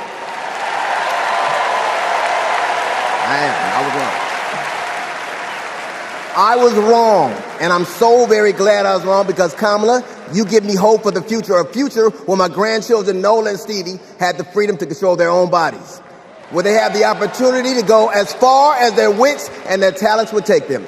That future, ladies and gentlemen, is possible, but only if we elect Kamala Harris as the 47th President of the United States of America.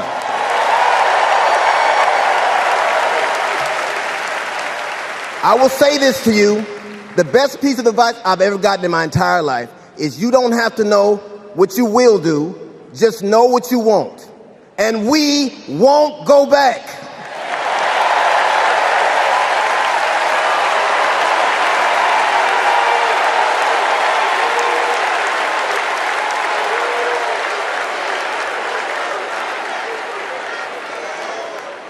The energy in this room is electric. And you can feel it everywhere, all over the country. In the coming weeks, I want us to find ways to maintain this energy and this joy and this commitment, because there will be days when the work ahead seems impossible. And when that happens, I know what I do. I get involved. I get engaged. I ask myself, how can I be of service to my community? Because community is why we do this. Am I right?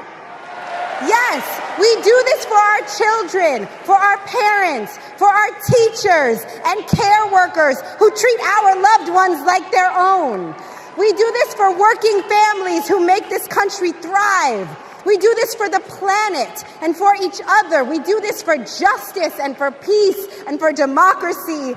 And as we are about to hear, we do this for the safety of our communities.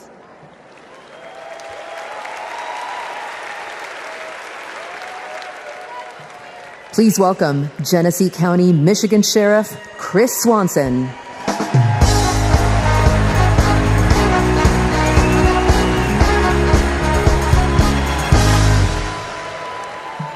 My job is to protect people, all people. In 2020, righteous anger spilled over into the streets of Flint, Michigan.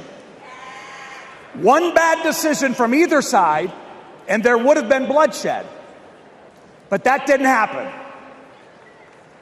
We laid down our riot gear, and we embraced the community, and instead of hate, we chose hope.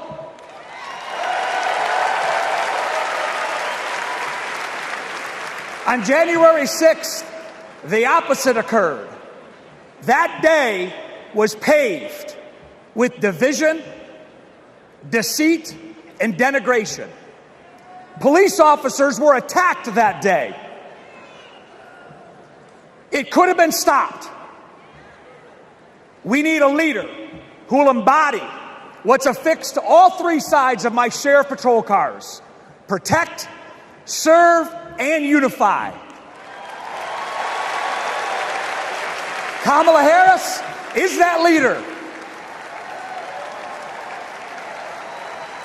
As a prosecutor, Kamala Harris protected us by putting violent criminals and sex offenders behind bars. If I was in a courtroom, she's exactly the tough prosecutor that I'd want to see. As vice president, she served America by keeping us safer. And I can testify firsthand, where I come from, crime is down and police funding is up. As president, Kamala Harris will unify our country. She will bring us together because our country needs a leader who will go toe-to-toe with drug cartels and bullies. One who has already taken the oath, raised her right hand to advocate for the people. I can tell you in 2020, we were able to turn a protest into a peaceful movement by walking together. One city, one community, and one country. America, let's walk. Let's walk. Let's walk together and let's elect Kamala Harris and turn hate into hope yet again. Thank you.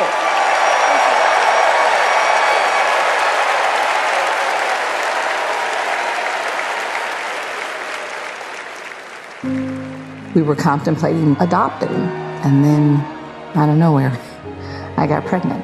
Jordan was so much fun as a child. When all of a sudden, 3 of those rounds he aimed at Jordan. Jordan didn't deserve to die that way. Reports of an active shooter at a high school. These students have now lived through so many of these shootings since they were born almost. We were praying and crying. I don't know how we're alive. An active shooter at an elementary school in Uvalde, Texas. Multiple children have been killed. Most of the body so mutilated that only DNA tests or green Converse could identify. Trump did nothing on guns and was proud of it. There was great pressure on me. We did nothing. After a mass shooting in Iowa, Trump said, I have to get over it. "You never get over it." Kamala Harris and Joe Biden refused to get over it. As district attorney, she got illegal guns off the street. As Attorney General, she took on transnational crime rings and stopped gun trafficking. As Vice President, she helped pass the most sweeping gun violence legislation in 3 decades, keeping guns out of the hands of criminals, expanding background checks, closing loopholes. We'll finally pass red flag laws, universal background checks, and an assault weapons ban. Kamala understands the fight we're in. The power is with the people. And gives people like me, survivors like me, hope.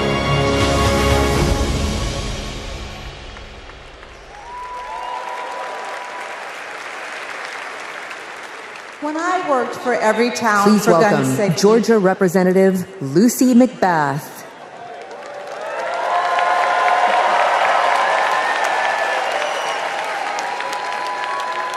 When I worked for every town for gun safety and moms demand action for gun sense in America, I saw firsthand the power of telling our stories. You've just heard mine, but there are many more to tell.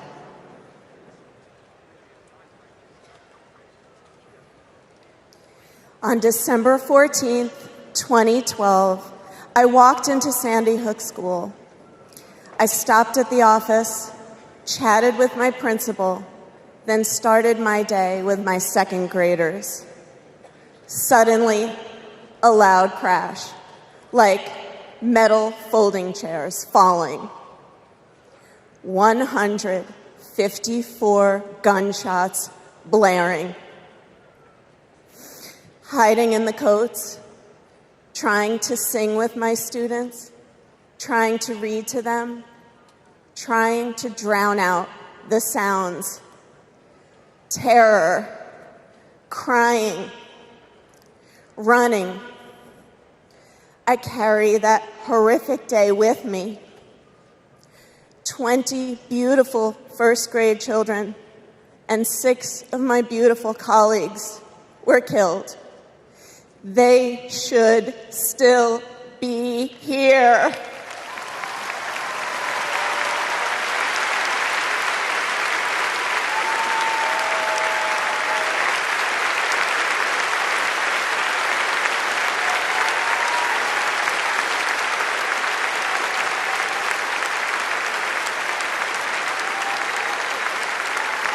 It's 10:30 a.m. at Robb Elementary in Uvalde. The school is recognizing my 10-year-old daughter, Lexi, for receiving all A's. She receives a Good Citizen Award, and we pose for photos. She wears a St. Mary's sweatshirt and a smile that lights up the room. 30 minutes later, a gunman murders her, 18 classmates, and 2 teachers. We are taken to a private room where police tell us she isn't coming home. Uvalde is national news. Parents everywhere reach for their children. I reach out for the daughter I will never hold again.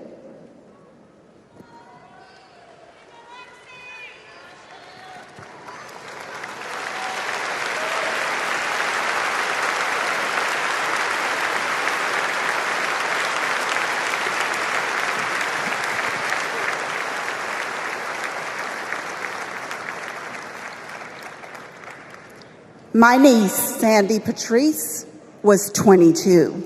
She drove to Myrtle Beach for sun and fun and motorcycle parades. Hours later, my phone rang. Shooting on the beach. No one can find Sandy. I stayed calm. You see, my mother, Patricia Ann, had been shot and killed by an abusive partner. I was calm then, too. I got to handling business. I called relatives, the police, hospitals, and I kept calling, voice steady, heartbeat pulsing. Then I was connected to the coroner. 10 years of waiting, and Sandy's murder is still unsolved. I'll keep calling, and I'll keep fighting.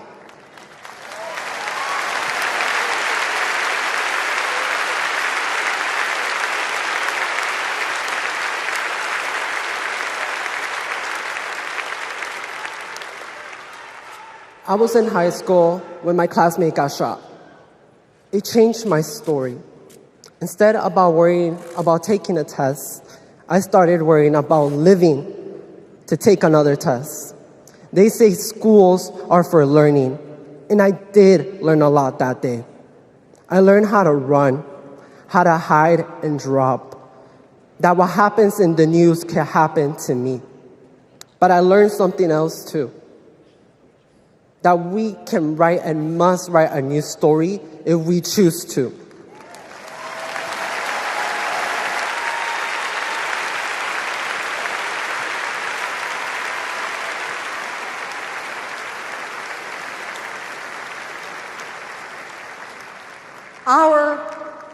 Are stories of loss.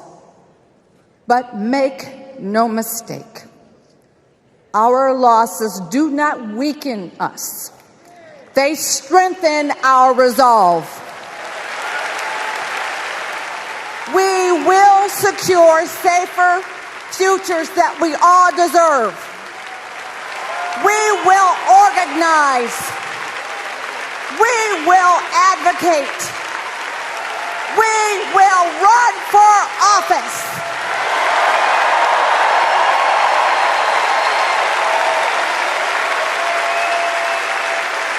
And we will join with Americans from small towns and big cities to keep our communities safe.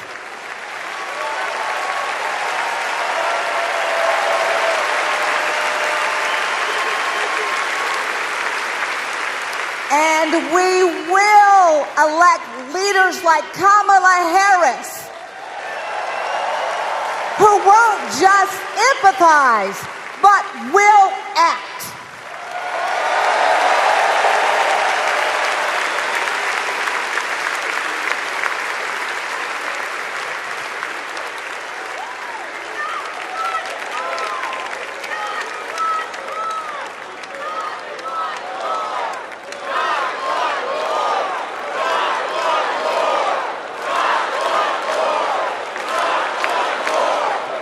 Please welcome former Arizona Representative Gabby Giffords.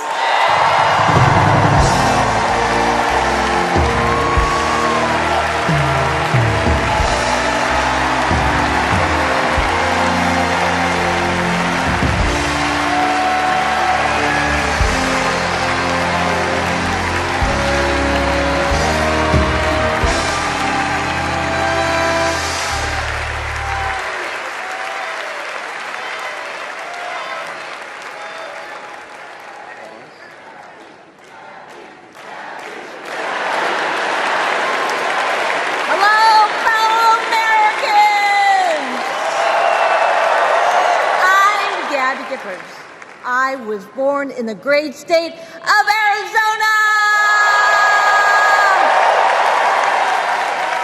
I was born with grit. I grew up racing motorcycles, mucking stalls, and exploring the beautiful desert. I fell for an astronaut.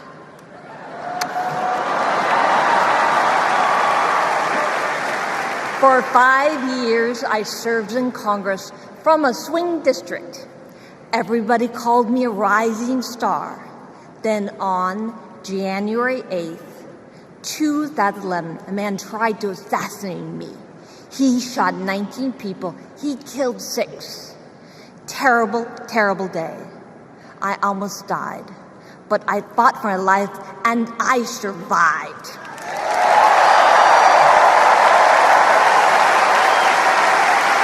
I learned to walk again, one step at a time. I learned to talk again, one word at a time. So many people helped me as I worked hard to recover, including a decent man for Delaware who always checked in. He still does. Thank you, Joe Biden. thank you for everything. Joe is a great president. My friend Kamala will be a great president. She is tough. She has grit. Kamala can beat the gun lobby. She can fight gun trafficking. Kamala stood up to Wall Street and the drug company. She will protect abortion access. She will defend our freedom. She saved lives. Join me in voting for Kamala Harris. Mama!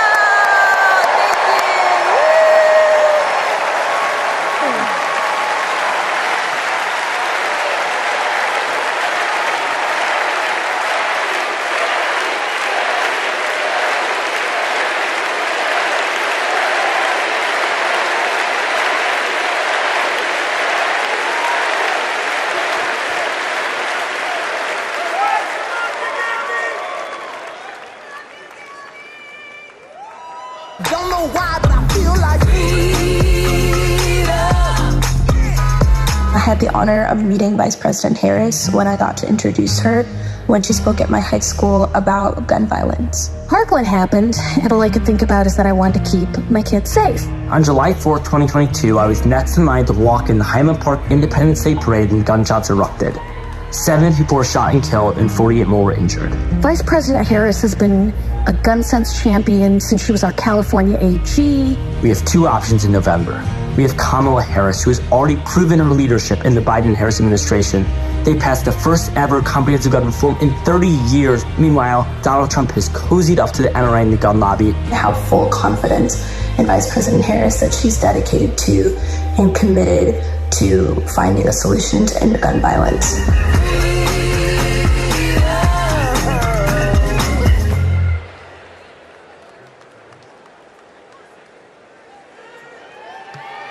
Please welcome 3-time Grammy-winning singer-songwriter and global pop icon, Pink.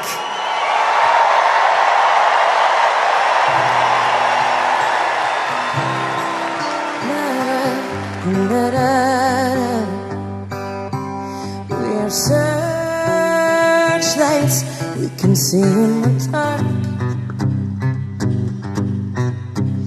We are rockets pointed up at the stars.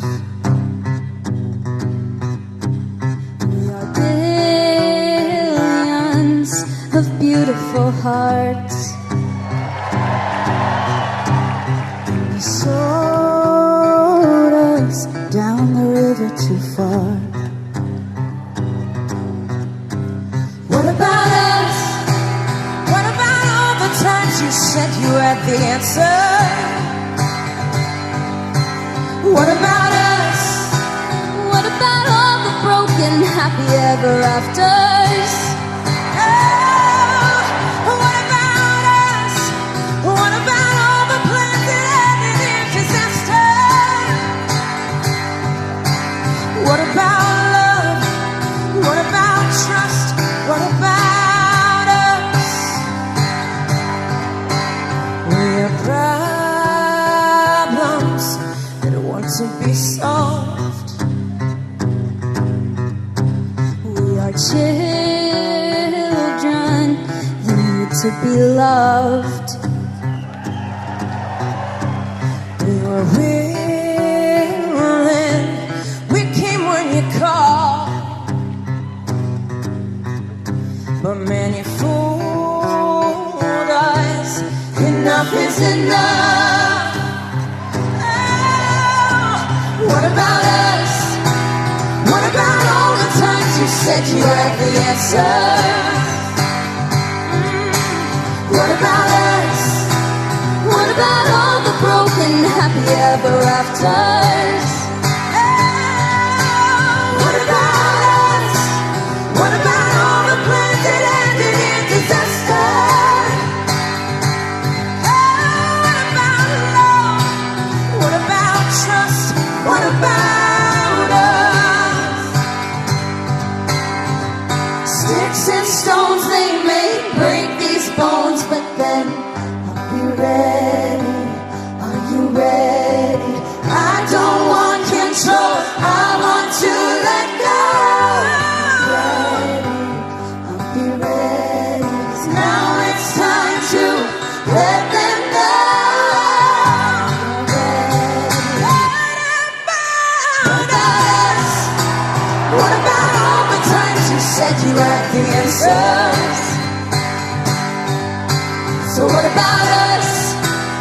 What about all the broken happy ever afters? What about us? What about all the plans that ended in disaster? What about love? What about trust? What about us? What about us? What about us? What about us?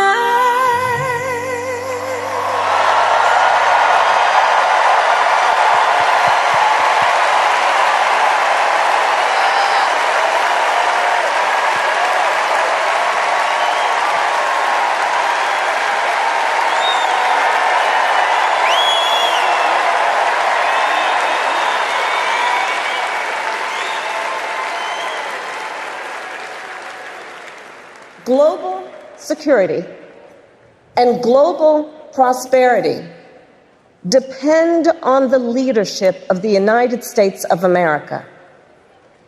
And a strong America remains indispensable to the world.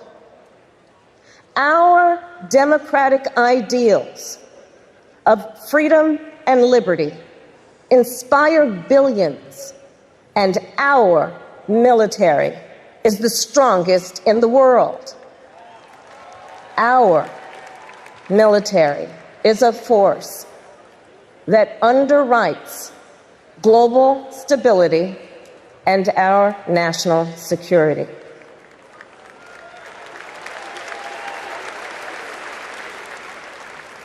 Please welcome Arizona Senator Mark Kelly.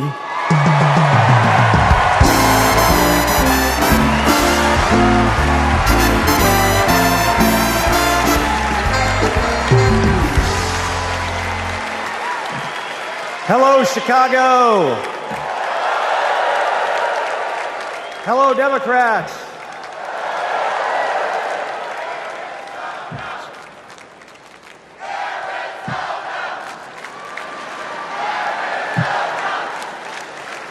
So, President Obama had to follow Michelle. I had to follow Gabby and Pink. Gabby amazes me every single day. She was able to walk out and address you tonight because she's a fighter. And thanks to a team of doctors, nurses, and especially her speech therapist. We all need a team. I've flown into space 4 times. I've flown into combat nearly 40 times. Not once did I do that by myself. It took a team to accomplish a mission. It always does. I flew in the Navy during the first Gulf War. America rallied our allies to kick out a tyrant who invaded a neighbor. Today, Vladimir Putin is testing whether we're still that strong. Iran, North Korea, and especially China watch closely. What's Trump's answer? He invited Russia to do, and these are his words, not mine, whatever the hell they want.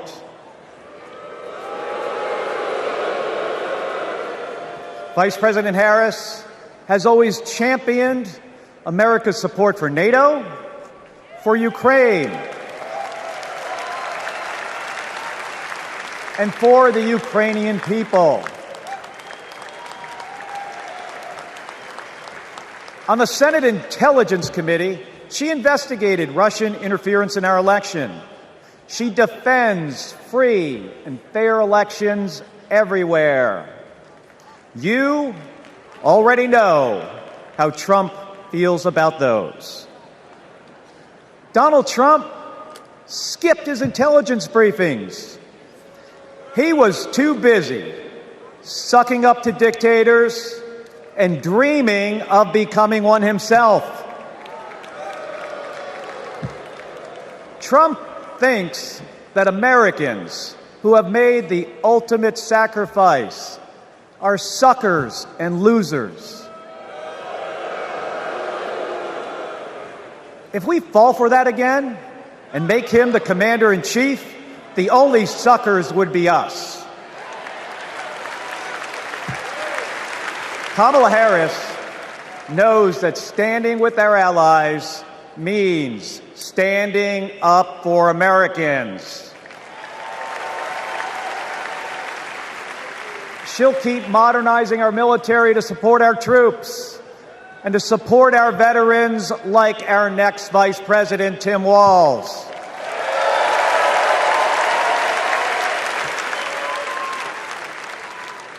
The world laughs at Trump, literally. But folks, it is not funny. When he was president, that meant the world was laughing at us. The threats we face are too serious. The sacrifices our service members make are too sacred. The alliances we've spent decades building are too critical. That's what's at stake now. And the choice isn't even close. But in Arizona and nationwide, this election will be.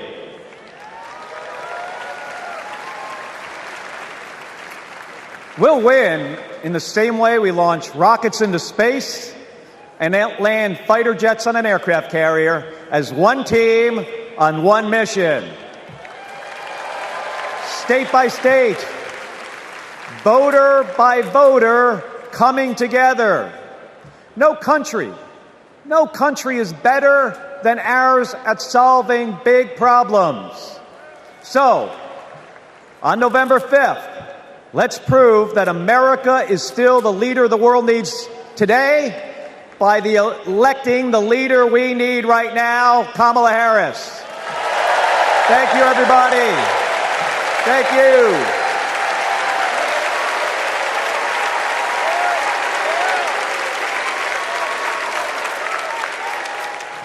Please welcome former Secretary of Defense Leon Panetta.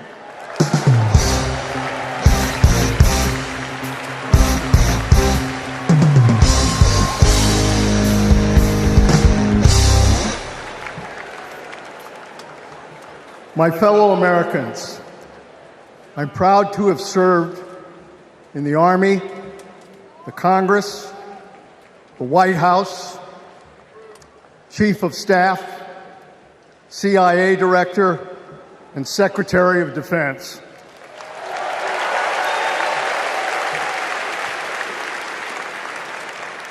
I've looked into the eyes of our warriors and deployed them into battle. I gave the order directing our Special Operations Forces to fly 2 helicopters 150 miles into Abbottabad at night. And by the time the sun rose, Osama bin Laden was dead.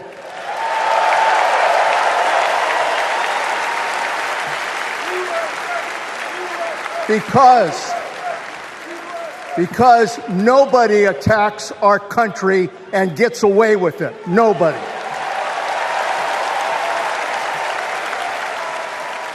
That's what our warriors do.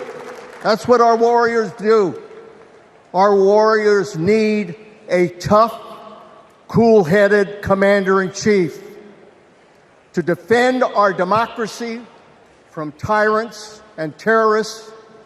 We need Kamala Harris behind the resolute desk.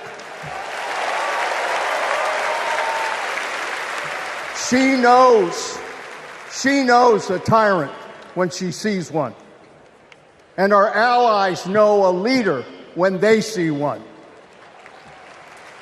on the Senate Intelligence Committee and as vice president, she worked with more than 150 world leaders. She's looked our allies in the eye and said, America has your back. Trump would abandon our allies and isolate America. We tried that in the 1930s. It was foolish and dangerous then, and it's foolish and dangerous now.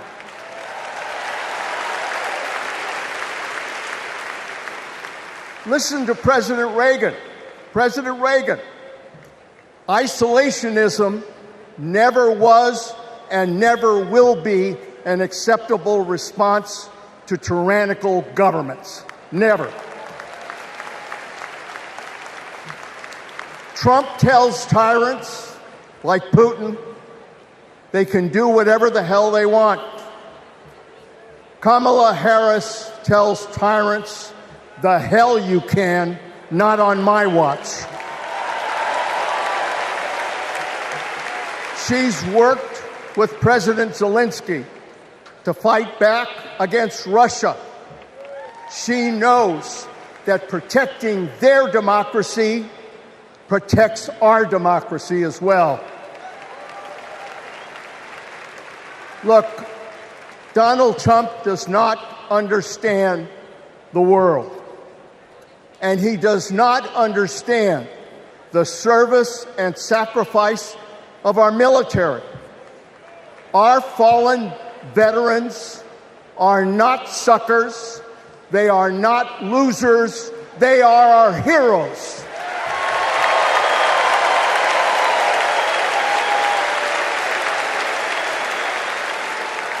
Kamala Harris will honor our veterans. And in Tim Walz, we will have a vice president who has served in uniform honorably for 24 years.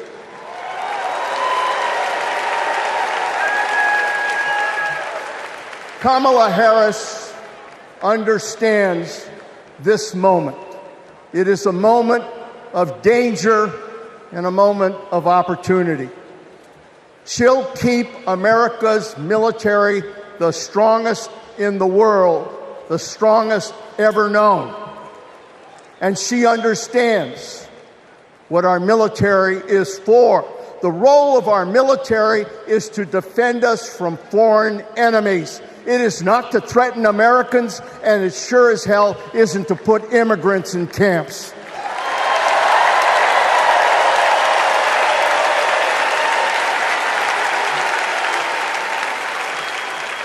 Every president since World War II, Republican and Democrat, has shared the belief that America must protect democracy in the world.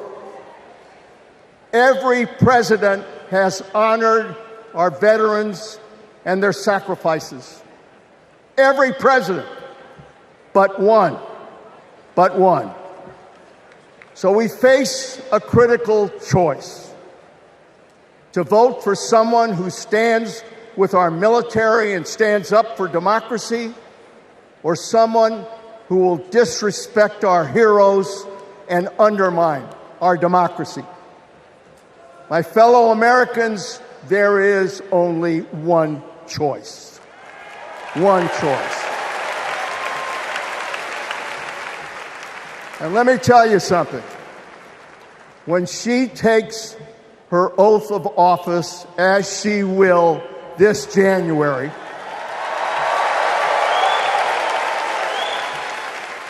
our allies will cheer, our enemies will fear, and we will have a commander-in-chief that we can trust. God bless our veterans, and God bless our country.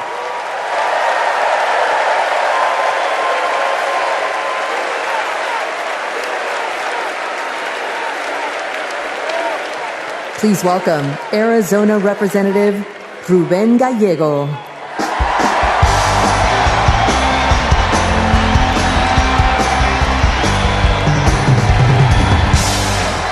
I'm a dad, husband, congressman, and the proudest Arizonan you'll ever meet. But I am even prouder to be a Marine.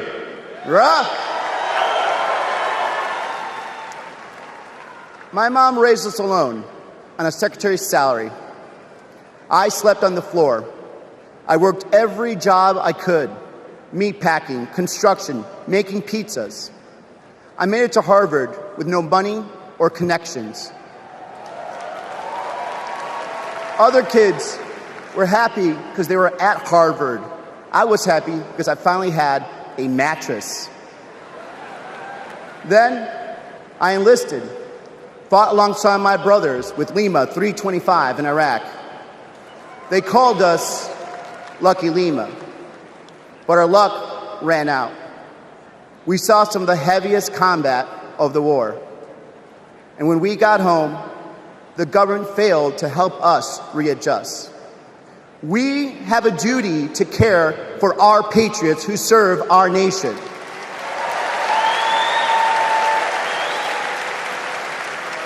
For the Vietnam veteran and Buckeye who relies on the VA for his medication. For the Afghan veteran in Pittsburgh who finally got treatment for his PTSD. For the Marine in Milwaukee who relies on the benefits she earned.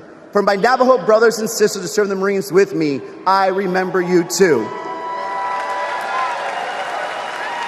Kamala Harris and Tim Walz are fighting for them. Kamala Harris has delivered more benefits to more veterans than ever before and has achieved the lowest veterans unemployment rate in history. Vice President Harris has stood up for us and our families always. Tim Walz served for 24 years. His passion for veterans earned him respect on both sides of the aisle, and he stands with us too. In fact, let me introduce you to some of the many Democrats who understand what service means, because we put country over politics.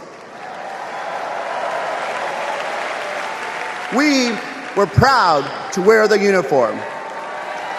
And we're proud serving our countries in city halls, state capitals, the U.S. House, and the Senate.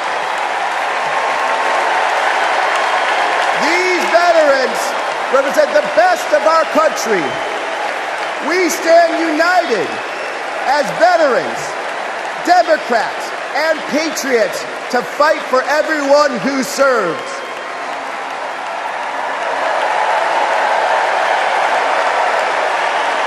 But politicians like Donald Trump, they don't stand with us. They call patriots like Senator McCain losers. John McCain was an American hero. Show some respect. Trump's Project 2025 will slash veteran benefits and force VA hospitals to close across the nation. Show some respect.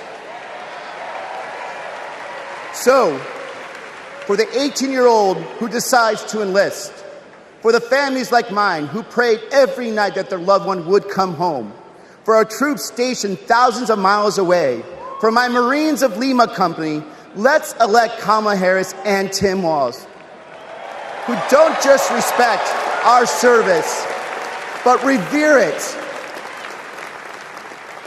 Because the veterans who defended this country aren't just the reason we can sleep at night. They're the reason we can dream. And together, we'll fight for our veterans and everyone who served our country. Thank you.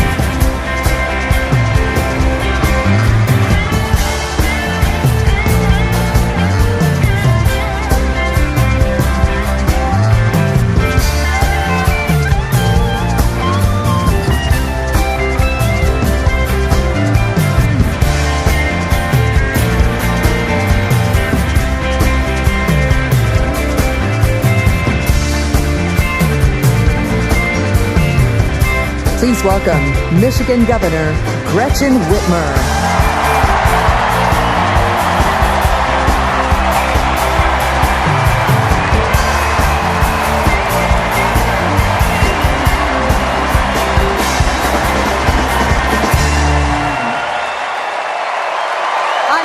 Gretchen Whitmer. In Lansing, they call me governor. But in Detroit, they call me Big Gretch.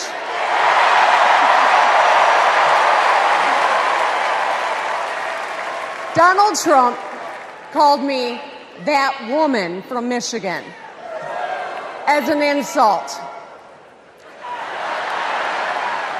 Being a woman from Michigan is a badge of honor.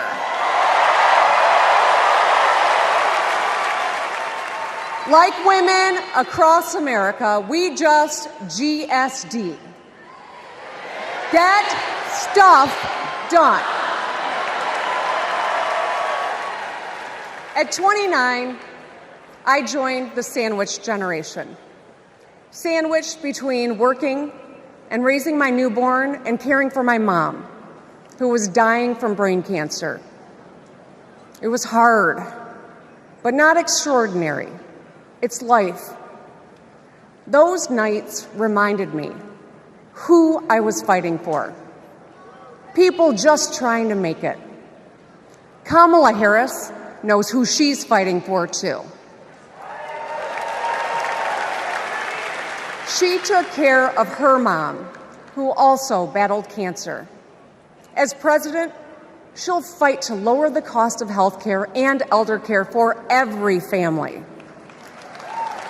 She's lived a life like ours.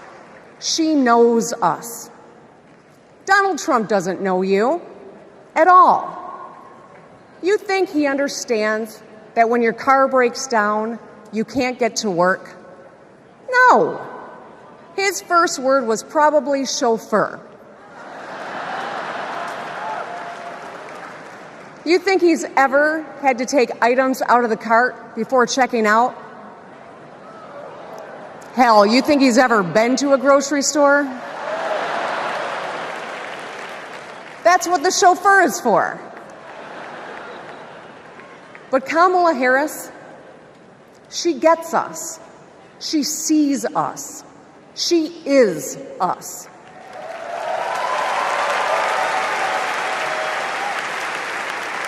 Look, we've all lived through a lot of history over the past few years. Floods and fires, an attempted coup, a plot, and a pandemic. It's exhausting. We don't know what the next 4 years will bring. But what we do know is this. Through it all, your life won't stop. You're going to have to get to work, pick up the kids, and pay your bills. And then one day, when you're just trying to get everyone out the door, a news alert goes off. Something happened. Something hit the fan. You'll ask, is my family going to be okay? And then you'll ask, who the hell is in charge? What if it's him? What if it's that man from Mar-a-Lago?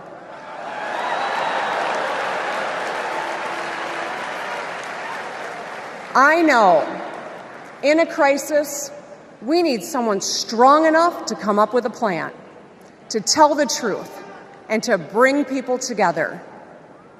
Right now, before the crisis, is when we get to choose.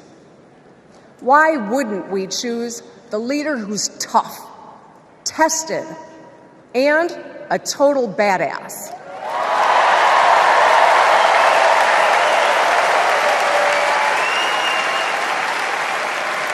I know who I want as our commander-in-chief. America, let's choose Kamala Harris.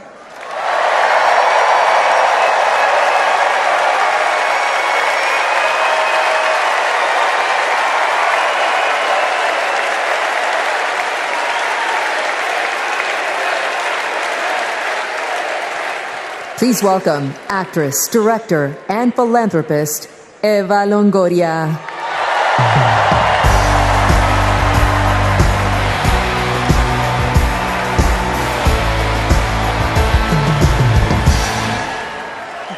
Hello, Chicago! Yes! I am so excited to be here tonight. What an honor to be part of this historic moment, and y'all are part of it. Look, I have known Kamala Harris for more than a decade, and she comes from a family a lot like mine, and I'm sure a lot like yours. We were both raised knowing that no one was going to hand us anything, especially as women. That we were going to have to touch every rung of the ladder to get ahead. We were going to have to work really hard. Now, she worked at McDonald's, but I worked at Wendy's. And look at us now. You see, Kamala and I were able to see beyond the horizon because our families supported our big dreams. Well, guess what? As Americans, we're all part of one big family. Somos familia. And as familia, we have to have each other's back. We have to support each other's dreams because Kamala's success is our success. And she supports us to dream big too. So let me tell you, in the Latino community, in our community, we have a saying, sí se puede, which means yes. It means yes, we can. But tonight, I'm here to tell you, yes, she can. So we're going to say, she se puede.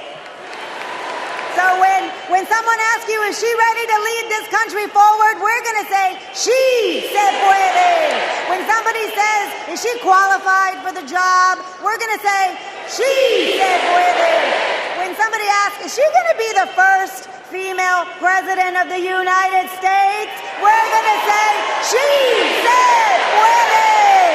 Our voices, our vote, we're going to decide this election. And let me tell you, the energy tonight isn't just here in Chicago, it's all across the country.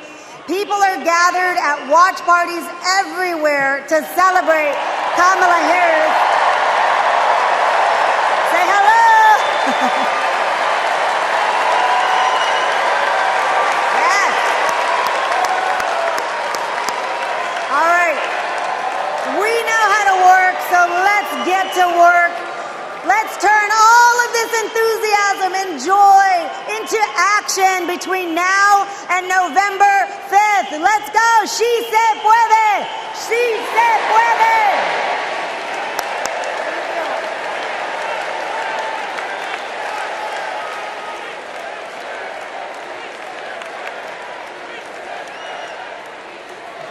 Please welcome former Illinois Republican Representative Adam Kinzinger.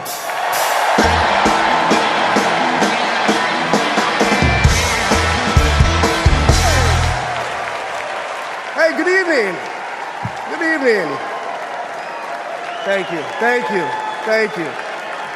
I'm Adam Kinzinger, and I am proud to be in the trenches with you as part of this sometimes awkward alliance that we have to defend truth, defend democracy, and decency. I was just a kid when I was drawn to the party of Ronald Reagan, to his vision of a strong America, the shining city on a hill. I was a Republican for 12 years in Congress, and I still hold on to the label. I never thought I'd be here, but listen, you never thought you'd see me here, did you? But I've learned something about the Democratic Party, and I want to let my fellow Republicans in on the secret. The Democrats are as patriotic as us.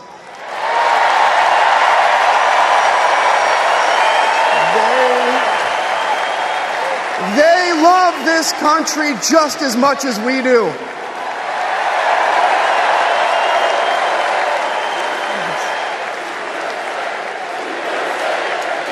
And they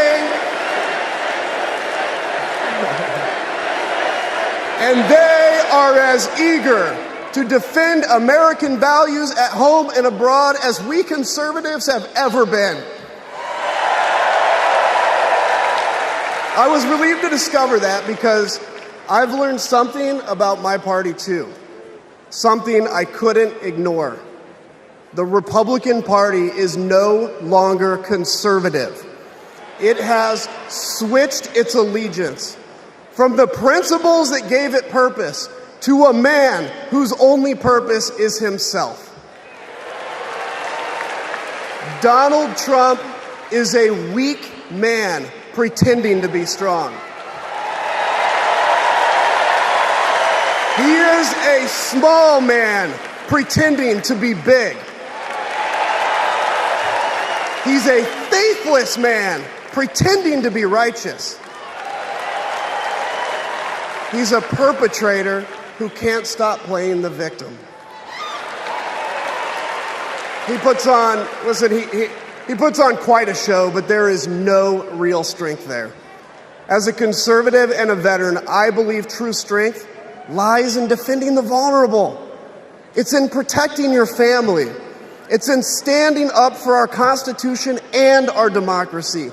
That is the soul of being a conservative. It used to be the soul of being a Republican, but Donald Trump has suffocated the soul of the Republican Party. His fundamental weakness has coursed through my party like an illness, sapping our strength, softening our spine, whipping us into a fever that has untethered us from our values. Our democracy was frayed by the events of January 6th, as Donald Trump's deceit and dishonor led to a siege on the United States Capitol. That day, I stood witness to a profound sorrow, the desecration of our sacred tradition of peaceful transition of power, tarnished by a man too fragile, too vain, and too weak to accept defeat.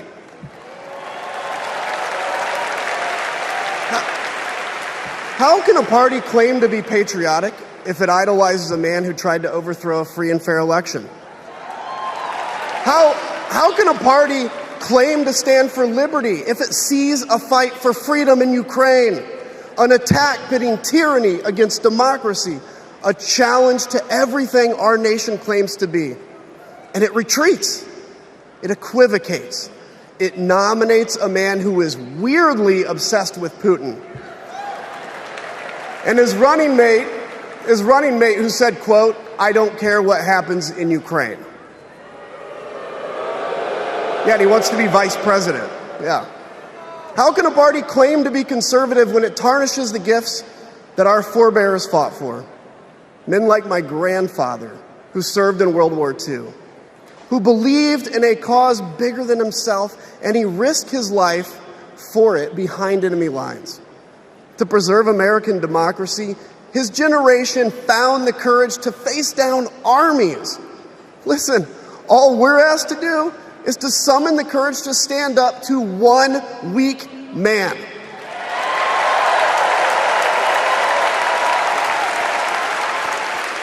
Some have questioned why I've taken the stand I have. The answer is really simple, ladies and gentlemen. We must put country first.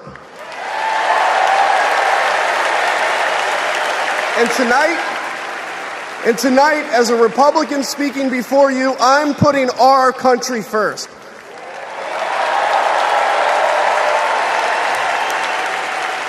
Because the fact is, I do belong here.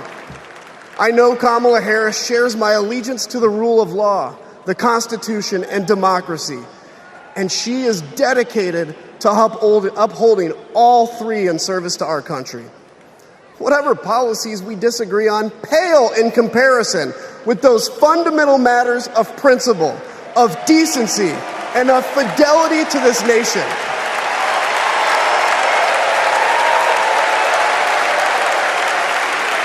Listen,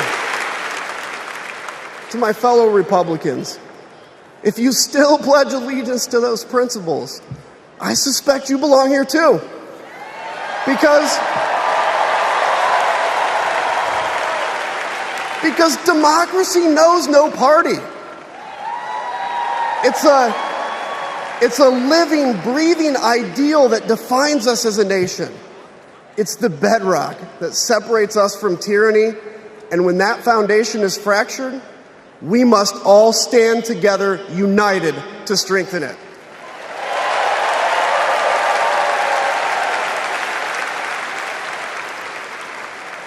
If you think those principles are worth defending, then I urge you, make the right choice. Vote for our bedrock values and vote for Kamala Harris. God bless you.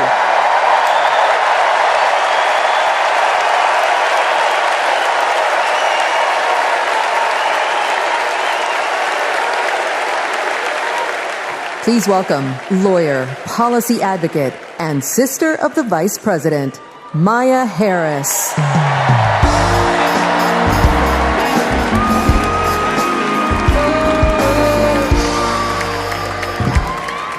Hello, Chicago. In 1958, a 19-year-old from India left the only country she'd ever known to chart her own path in America. She came here to pursue an education, but she stayed here to build a life. Her name was Dr. Shyamala Gopalan Harris.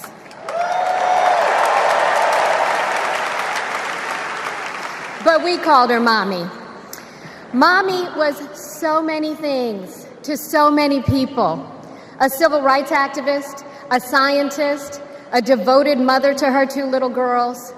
But most of all, Mommy was a trailblazer who defied the odds and defined herself.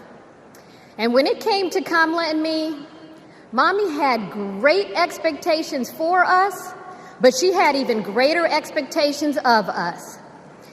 She raised us to believe that we could be and do anything. And we believed her. You see, Mommy understood the power and the possibility that come with knowing and showing who you truly are. She knew we could be the authors of our own stories, just as she'd been the author of her own. Mommy's journey and the opportunity that she wanted for Kamala and me, that's a distinctly American story. We may all have different histories, different struggles, or different perspectives, but what binds us together is the fervent desire to be free, to fulfill our God-given potential. Kamala's entire life has been about fighting for each of us to have that freedom. And like so many Americans, Kamala knows what it's like to be underestimated and be counted out. She knows what it's like to be the underdog and yet still beat the odds. And now she has created so much electricity, so much optimism, so much joy throughout the nation, and it is why we need her leadership in this historic moment.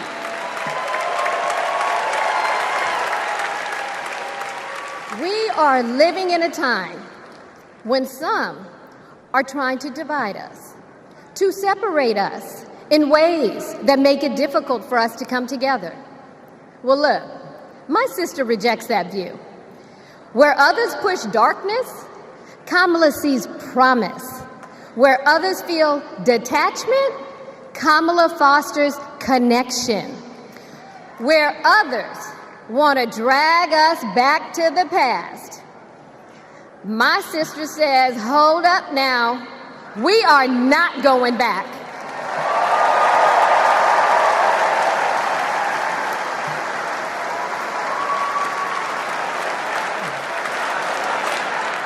Because Kamala understands we have so much more in common than what separates us.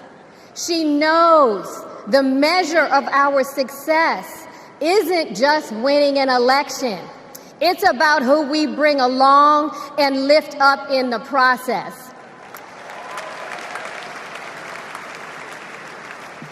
And so as I look out at all of you today and take in this incredible moment, I so wish that Mommy could be here tonight.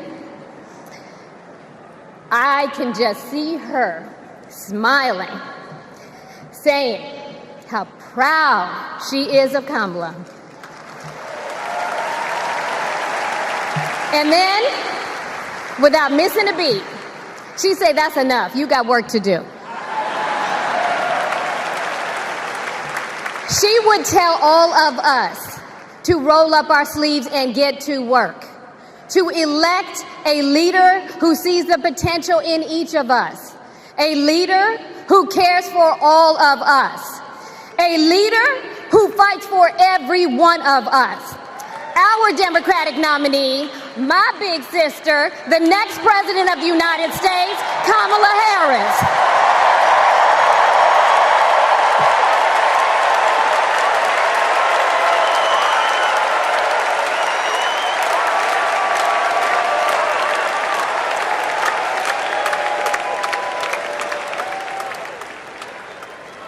Please welcome North Carolina Governor Roy Cooper.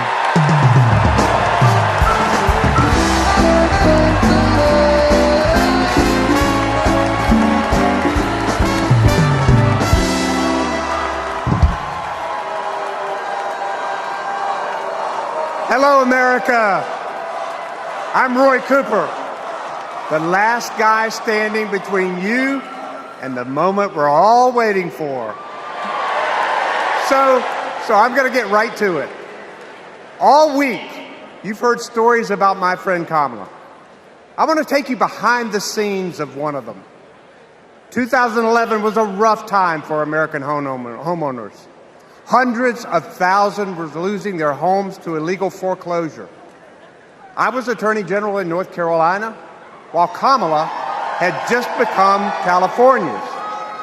All the AGs were close to a settlement with the big banks, and it was a pretty good deal. Would have meant $4 billion for California families who'd been ripped off. I know that sounds like a lot, but Kamala said, "Hang on a minute. I've met these families. I know what they've been through, and they deserve more." She went toe-to-toe with some of the world's most powerful executives, and she refused to give in. Let me tell you, this was a huge risk, but she knew it was a risk worth taking. That's Kamala. And we all know what happened. The banks caved. That $4 billion for California families became $20 billion. That was the first time I witnessed Kamala in action.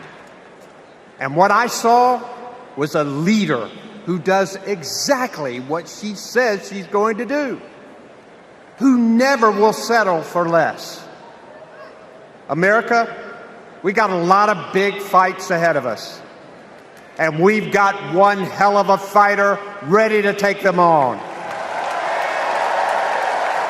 I know that because I know her. And tonight, I want the American people to know, even if you don't agree with her on everything, Kamala Harris will fight for you to the very end. For families who need better health care or a safer place to live, Kamala will fight for you.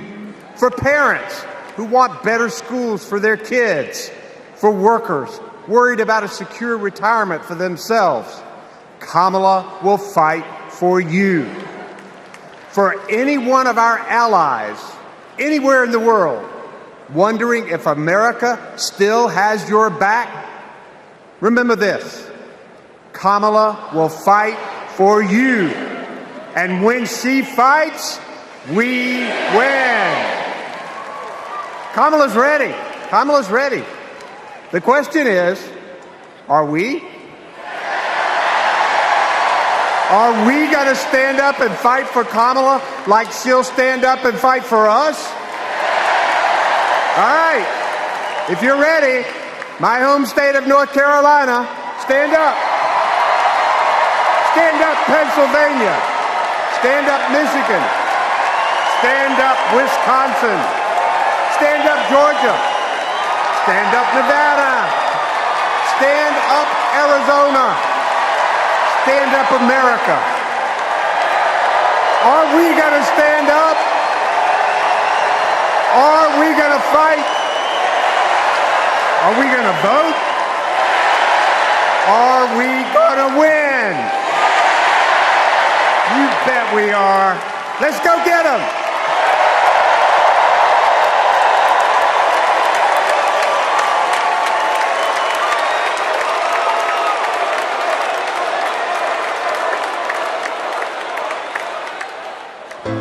She grew up in a tight-knit neighborhood. It was the kind of place where your neighbor would look after you when school let out, where your first grade teacher would show up at your law school graduation. It's where Kamala Harris learned what it means to be in the middle class, making every paycheck count. She was raised by a working mom who taught her about standing up for what's right and protecting the people you love. Kamala carries the lessons of our mother, the fighting spirit of our mother, the compassion. She was all of 5 feet tall. If you met her, you would have thought she was 7 feet tall. And our mother, if I'd ever come home complaining about anything, she wouldn't have it. The first thing she'd say is, well, just stop the complaining. Just tell me what you're going to do about it. And since she was a young girl, Kamala Harris has been fighting for families like the ones she grew up with. That is Kamala. She can't help herself from standing up for people and standing up for what she thinks is right. She has been that way our whole lives. Being a protector is what led her to become a prosecutor. Looking back now, I could say it was her calling. As a courtroom prosecutor, she went after predators who targeted women and children, and fraudsters who ripped off working families. And she put dangerous gang members and human traffickers behind bars. We didn't have partnerships with DOJ or FBI or DEA or any of those law enforcement agencies. Now, we all work collaboratively. She was the person who built the foundation in how we do criminal justice in America. As Attorney General of California, she held the big Wall Street banks accountable for fraud, winning $20 billion for California families. She took on one of the largest for-profit colleges that was scamming students. And in the Senate, she fought for her constituents with the determination of a prosecutor, standing up for reproductive freedom. Can you think of any laws that give the government the power to make decisions about the male body? I'm not thinking of any right now, Senator. She fought to keep our children safe from the terror of gun violence.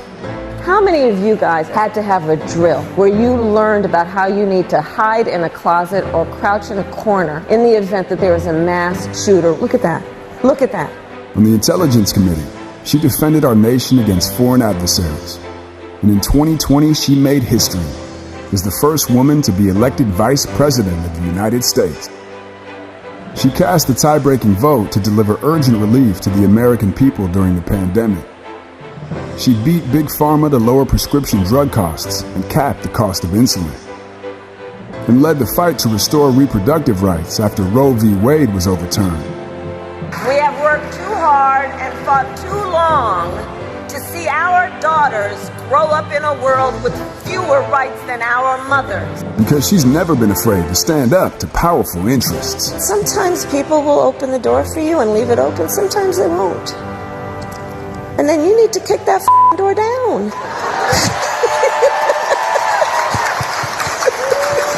Excuse my language.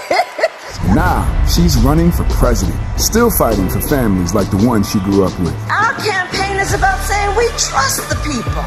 We're saying we just want fairness. We want dignity for all people. And we are a work in progress. We haven't yet quite reached all of those ideals, but we will die trying because we love our country. We believe in our country. We're not falling for these folks who are trying to divide us, trying to pull us apart. We know what we stand for, and we stand for the people, and we stand for the dignity of work, and we stand for freedom. We stand for justice. We stand for equality, and so we will fight for all of it. That's who Kamala Harris is. That's what she believes, and that's what she'll fight for every day.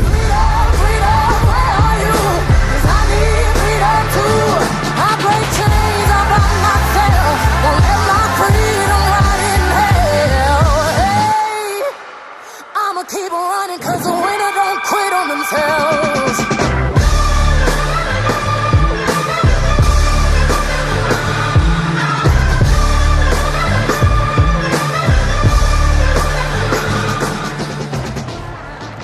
Please welcome the Democratic nominee for president, Vice President of the United States of America, Kamala Harris.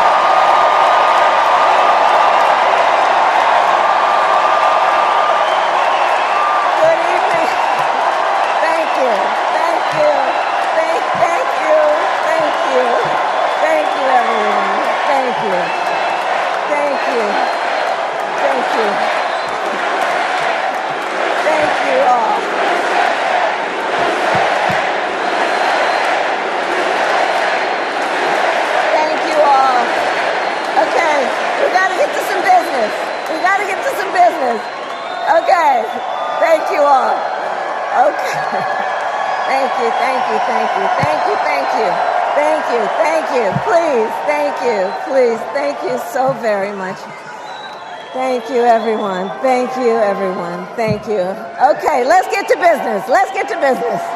All right. So let me start by thanking my most incredible husband, Doug,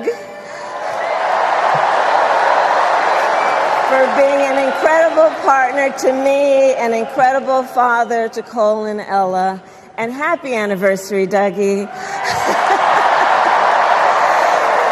I love you so very much.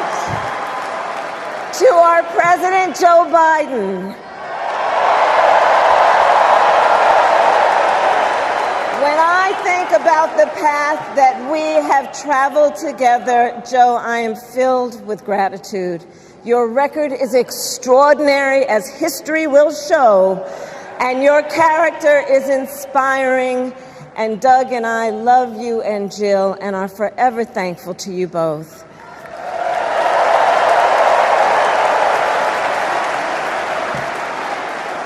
And to Coach Tim Walz,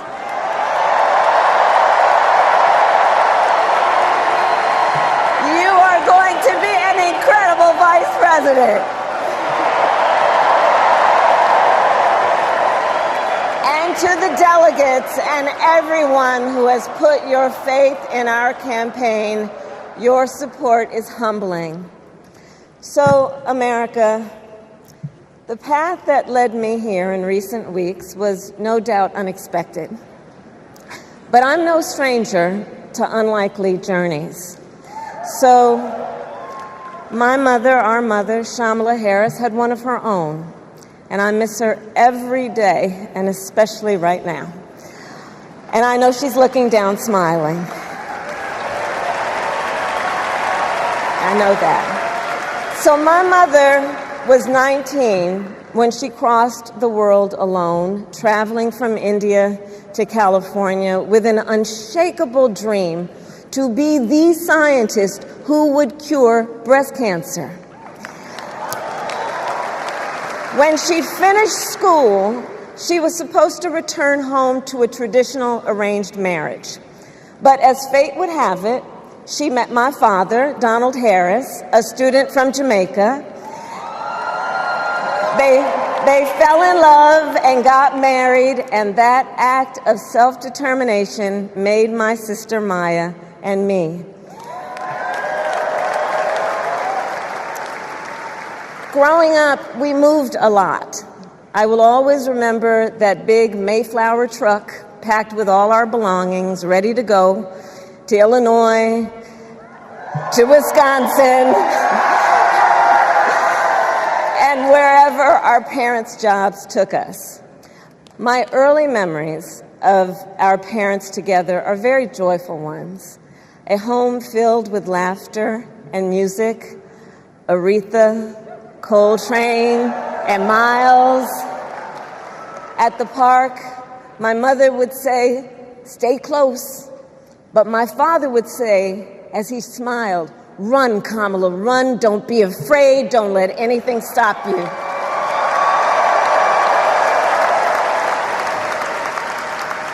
From my earliest years, he taught me to be fearless. But the harmony between my parents did not last.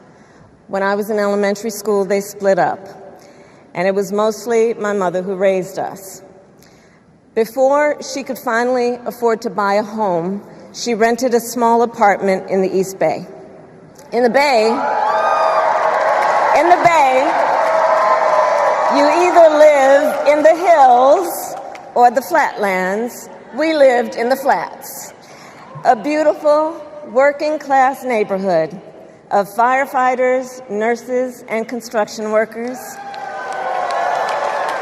all who tended their lawns with pride. My mother, she worked long hours, and like many working parents, she leaned on a trusted circle to help raise us. Mrs. Shelton, who ran the daycare below us and became a second mother. Uncle Sherman, Aunt Mary, Uncle Freddie, Auntie Chris, none of them family by blood, and all of them family by love.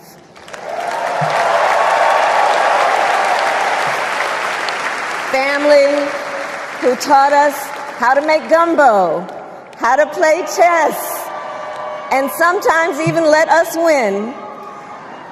Family who loved us, believed in us, and told us we could be anything and do anything. They instilled in us the values they personified: community, faith, and the importance of treating others as you would want to be treated, with kindness, respect, and compassion. My mother was a brilliant, 5-foot-tall brown woman with an accent.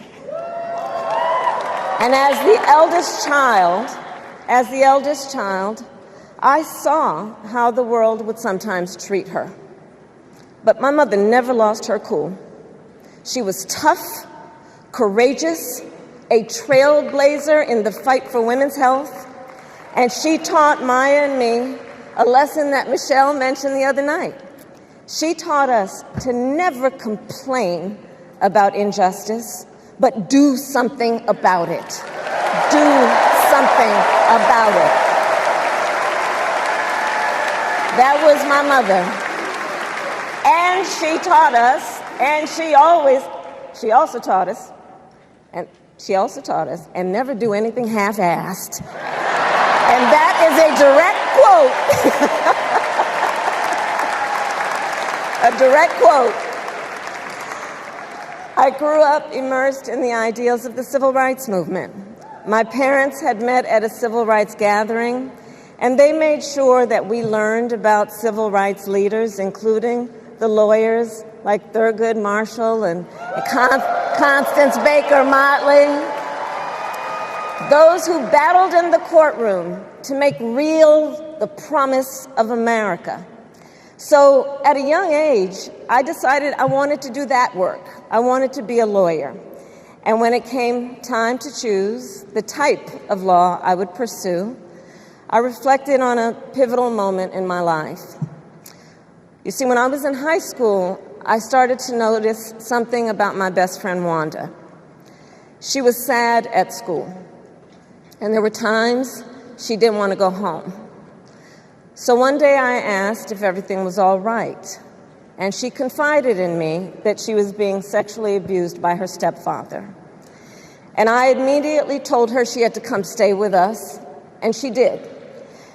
This is one of the reasons I became a prosecutor, to protect people like Wanda, because I believe everyone has a right to safety, to dignity, and to justice.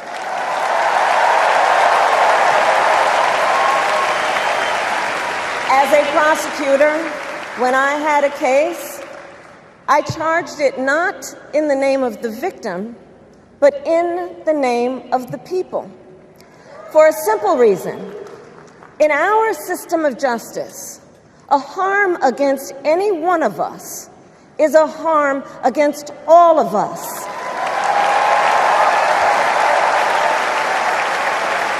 And I would often explain this to console survivors of crime, to remind them no one should be made to fight alone. We are all in this together. And every day in the courtroom, I stood proudly before a judge and I said 5 words: Kamala Harris for the people.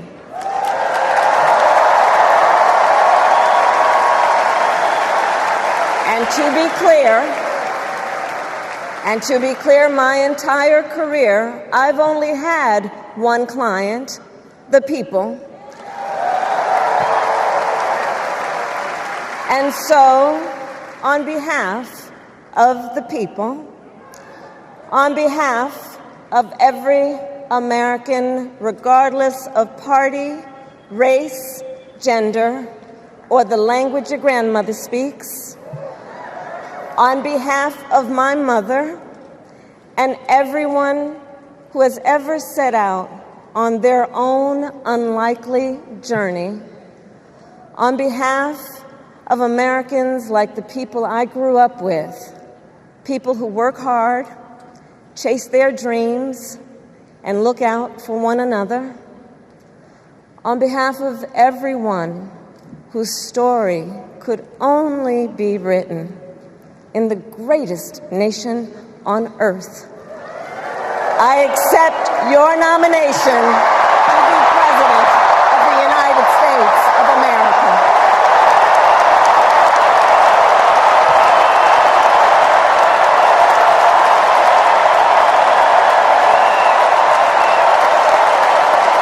And with this election,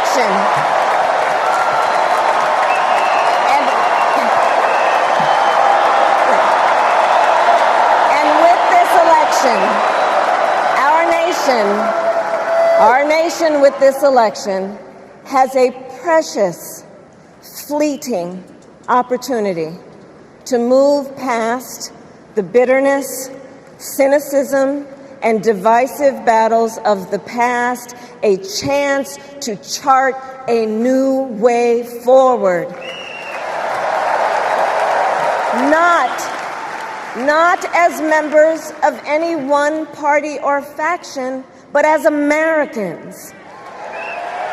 And let me say, I know there are people of various political views watching tonight, and I want you to know, I promise to be a president for all Americans. You can always trust me to put country above party and self, to hold sacred America's fundamental principles, from the rule of law to free and fair elections to the peaceful transfer of power.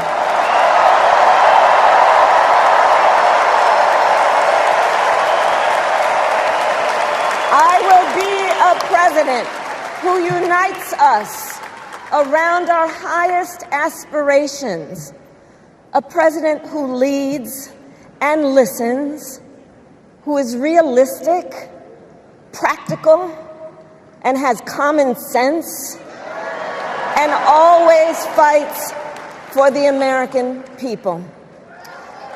From the courthouse to the White House, that has been my life's work.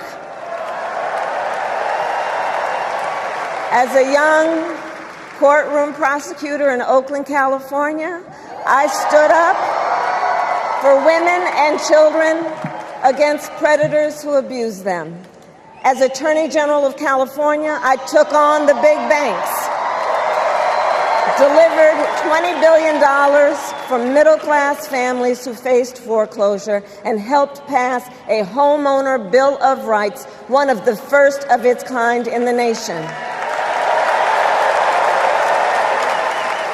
I stood up for veterans and students being scammed by big for-profit colleges, for workers who are being cheated out of their wages, the wages they were due, for seniors facing elder abuse.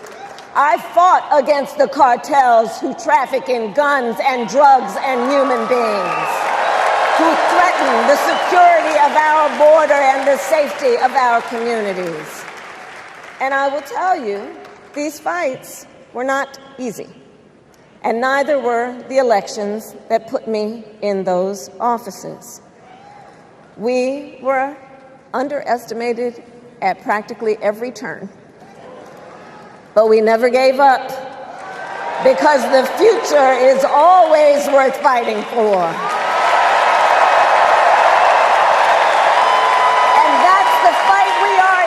Right now, a fight for America's future.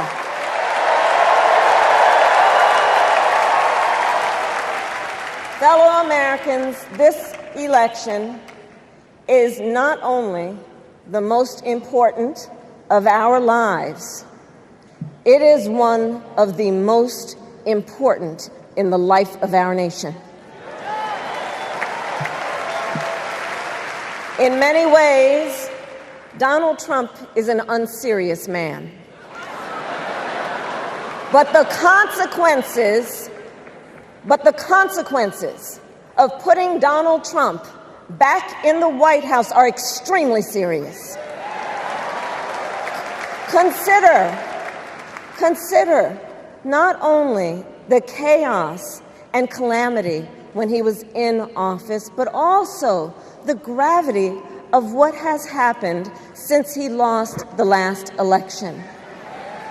Donald Trump tried to throw away your votes. When he failed, he sent an armed mob to the United States Capitol, where they assaulted law enforcement officers. When politicians in his own party begged him to call off the mob and send help, he did the opposite. He fanned the flames. And now, for an entirely different set of crimes. He was found guilty of fraud by a jury of everyday Americans and separately found liable for committing sexual abuse. And consider what he intends to do if we give him power again. Consider his explicit intent to set free violent extremists who assaulted those law enforcement officers at the Capitol. His explicit intent to jail journalists, political opponents, and anyone he sees as the enemy. His explicit intent to deploy our active duty military against our own citizens. Consider the power he will have, especially after the United States Supreme Court just ruled that he would be immune from criminal prosecution. Just imagine Donald Trump with no guardrails, and how he would use the immense powers of the presidency of the United States, not to improve your life, not to strengthen our national security, but to serve the only client he has ever had, himself.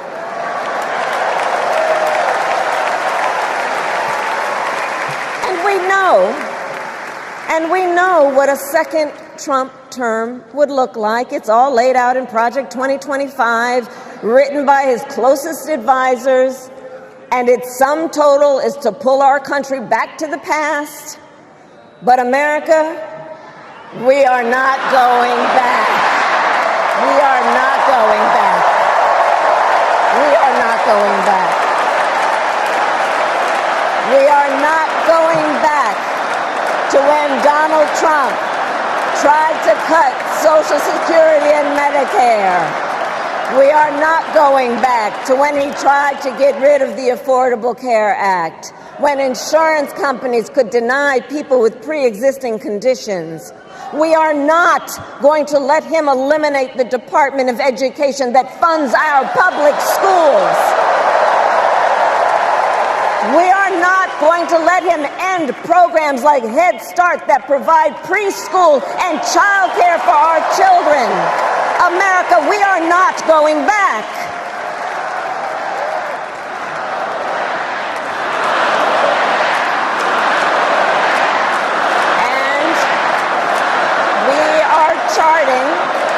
And we are charting a new way forward.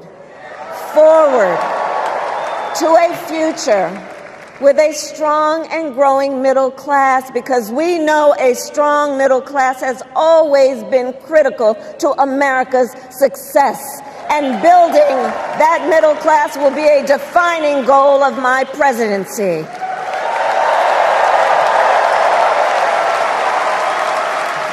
And I'll tell you, this is personal for me.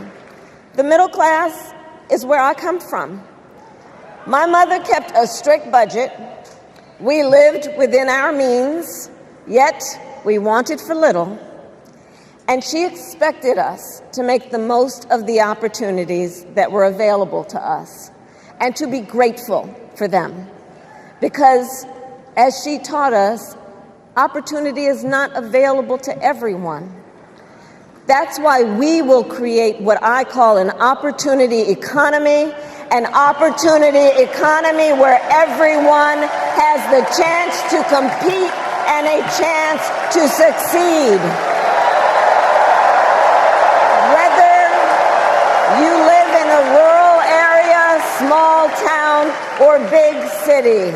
And as president, I will bring together labor and workers and small business owners and entrepreneurs and American companies to create jobs, to grow our economy, and to lower the cost of everyday needs like health care and housing and groceries. We will provide access to capital for small business owners and entrepreneurs and founders. And we will end America's housing shortage and protect Social Security and Medicare.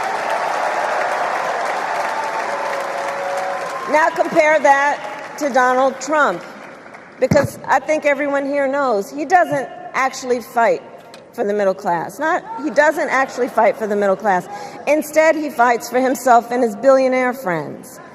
And he will give them another round of tax breaks that will add up to $5 trillion to the national debt.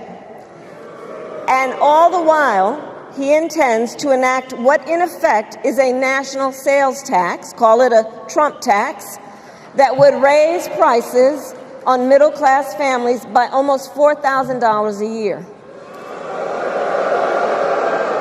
Well, instead of a Trump tax hike, we will pass a middle-class tax cut that will benefit more than 100 million Americans.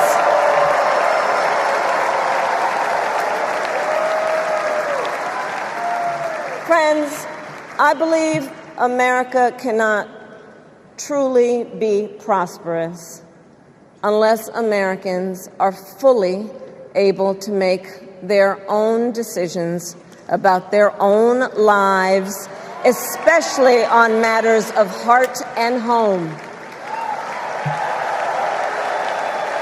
But tonight, in America, too many women are not able to make those decisions. And let's be clear about how we got here. Donald Trump handpicked members of the United States Supreme Court to take away reproductive freedom. And now he brags about it. In his words, quote, "I did it and I'm proud to have done it," end quote. Well, I'll tell you, over the past 2 years, I've traveled across our country, and women have told me their stories. Husbands and fathers have shared theirs. Stories of women miscarrying in a parking lot, developing sepsis, losing the ability to ever again have children, all because doctors are afraid they may go to jail for caring for their patients. Couples just trying to grow their family, cut off in the middle of IVF treatments. Children who have survived sexual assault, potentially being forced to carry a pregnancy to term. This is what's happening in our country because of Donald Trump. And understand, he is not done. As a part of his agenda, he and his allies would limit access to birth control, ban medication abortion, and enact a nationwide abortion ban with or without Congress. And get this, he plans to create a national anti-abortion coordinator and force states to report on women's miscarriages and abortions. Simply put, they are out of their minds.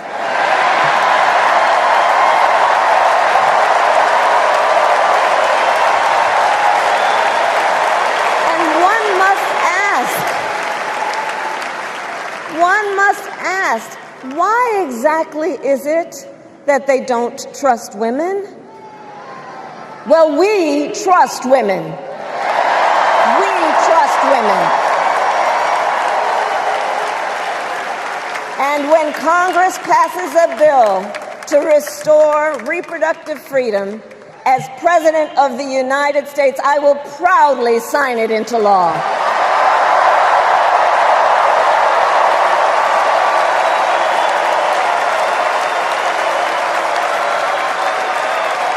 In this election, many other fundamental freedoms are at stake. The freedom to live safe, from gun violence in our schools, communities, and places of worship. The freedom to love who you love openly and with pride. The freedom to breathe clean air and drink clean water and live free from the pollution that fuels the climate crisis. And the freedom that unlocks all the others, the freedom to vote. With this election, we finally have the opportunity to pass the John Lewis Voting Rights Act and the Freedom to Vote Act.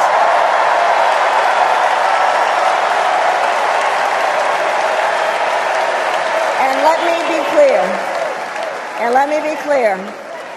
After decades in law enforcement, I know the importance of safety and security, especially at our border. Last year, Joe and I brought together Democrats and conservative Republicans to write the strongest border bill in decades. The Border Patrol endorsed it. But Donald Trump believes a border deal would hurt his campaign. So he ordered his allies in Congress to kill the deal. Well, I refuse to play politics with our security. And here is my pledge to you. As president, I will bring back the bipartisan border security bill that he killed, and I will sign it into law. I know we can live up to our proud heritage as a nation of immigrants and reform our broken immigration system. We can create an earned pathway to citizenship and secure our border.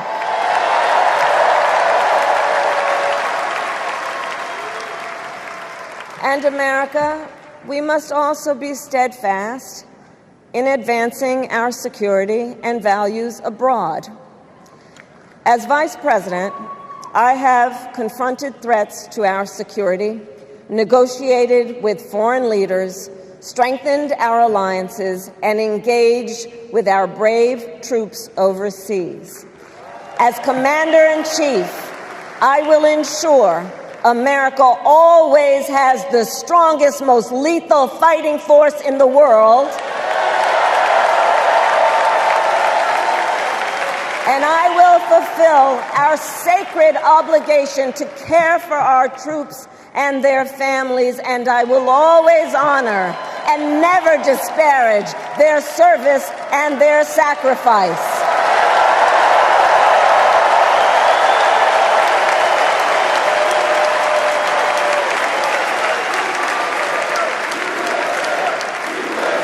I will make sure that we lead the world into the future on space and artificial intelligence, that America, not China, wins the competition for the 21st century, and that we strengthen, not abdicate, our global leadership. Trump, on the other hand, threatened to abandon NATO. He encouraged Putin to invade our allies, said Russia could, quote, do whatever the hell they want. 5 days before Russia attacked Ukraine, I met with President Zelensky to warn him about Russia's plan to invade. I helped mobilize a global response, over 50 countries, to defend against Putin's aggression. As president, I will stand strong with Ukraine and our NATO allies.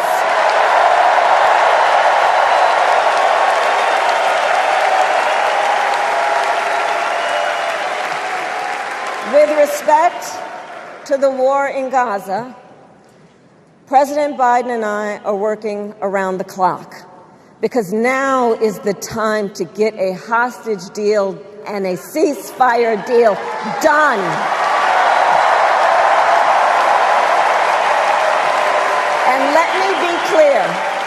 And let me be clear, I will always stand up for Israel's right to defend itself, and I will always am sure Israel has the ability to defend itself, because the people of Israel must never again face the horror that a terrorist organization called Hamas caused on October 7,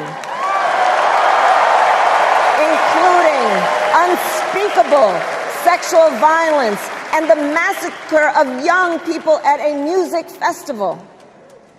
At the same time, what has happened in Gaza over the past 10 months is devastating.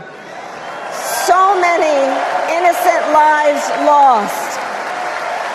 Desperate, hungry people fleeing for safety over and over again. The scale of suffering is heartbreaking. President Biden and I are working to end this war such that Israel is secure, the hostages are released, the suffering in Gaza ends, and the Palestinian people can realize their right to dignity, security, freedom, and self-determination.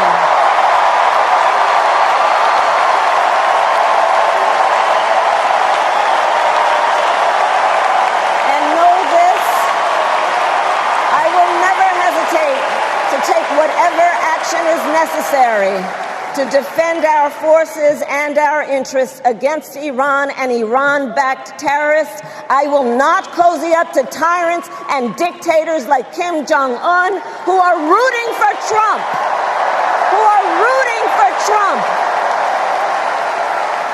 Because, you know, they know he is easy to manipulate with flattery and favors. They know Trump won't hold autocrats accountable because he wants to be an autocrat himself. And as president, I will never waver in defense of America's security and ideals, because in the enduring struggle between democracy and tyranny, I know where I stand and I know where the United States belongs.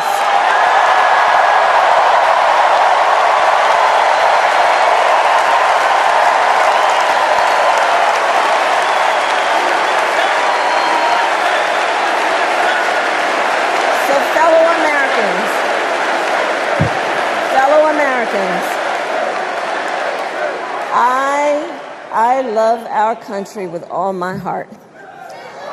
Everywhere I go, in everyone I meet, I see a nation that is ready to move forward, ready for the next step in the incredible journey that is America.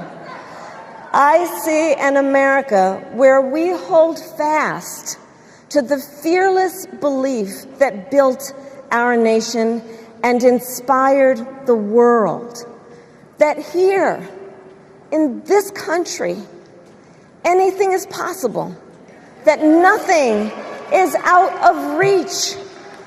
An America where we care for one another, look out for one another, and recognize that we have so much more in common than what separates us. That none of us has to fail for all of us to succeed. And that in unity there is strength.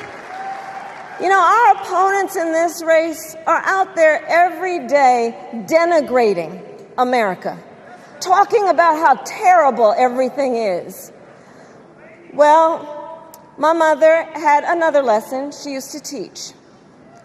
Never let anyone tell you who you are. You show them who you are. America, let us show each other and the world who we are and what we stand for. Freedom, opportunity, compassion, dignity, fairness, and endless possibilities.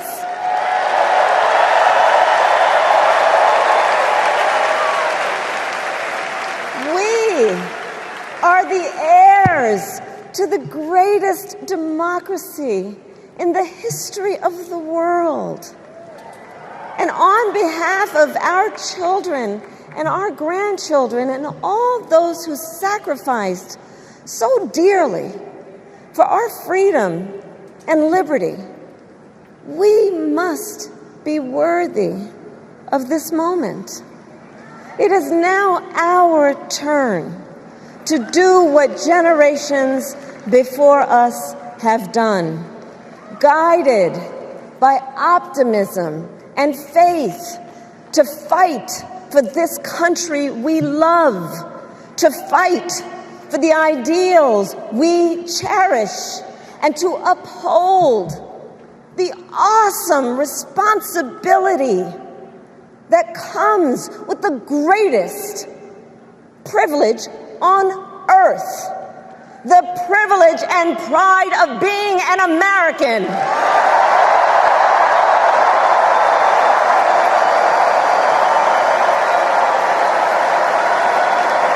So let's get out there, let's fight for it, let's get out there, let's vote for it, and together let us write the next great chapter in the most extraordinary story ever told.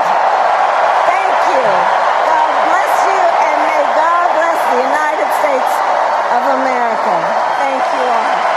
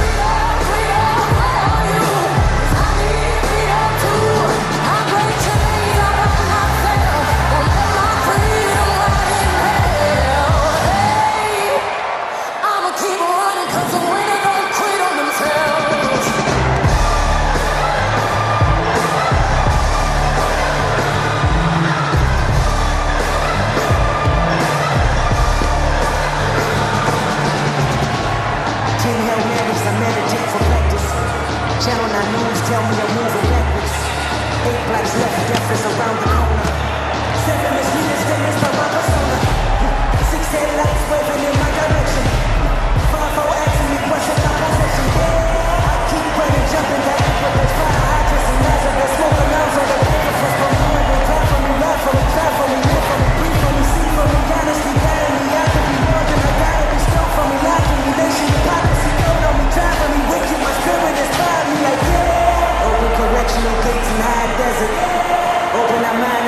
away oppression. Open the streets and watch our beliefs. And when they call my name inside the concrete, I pray it forever.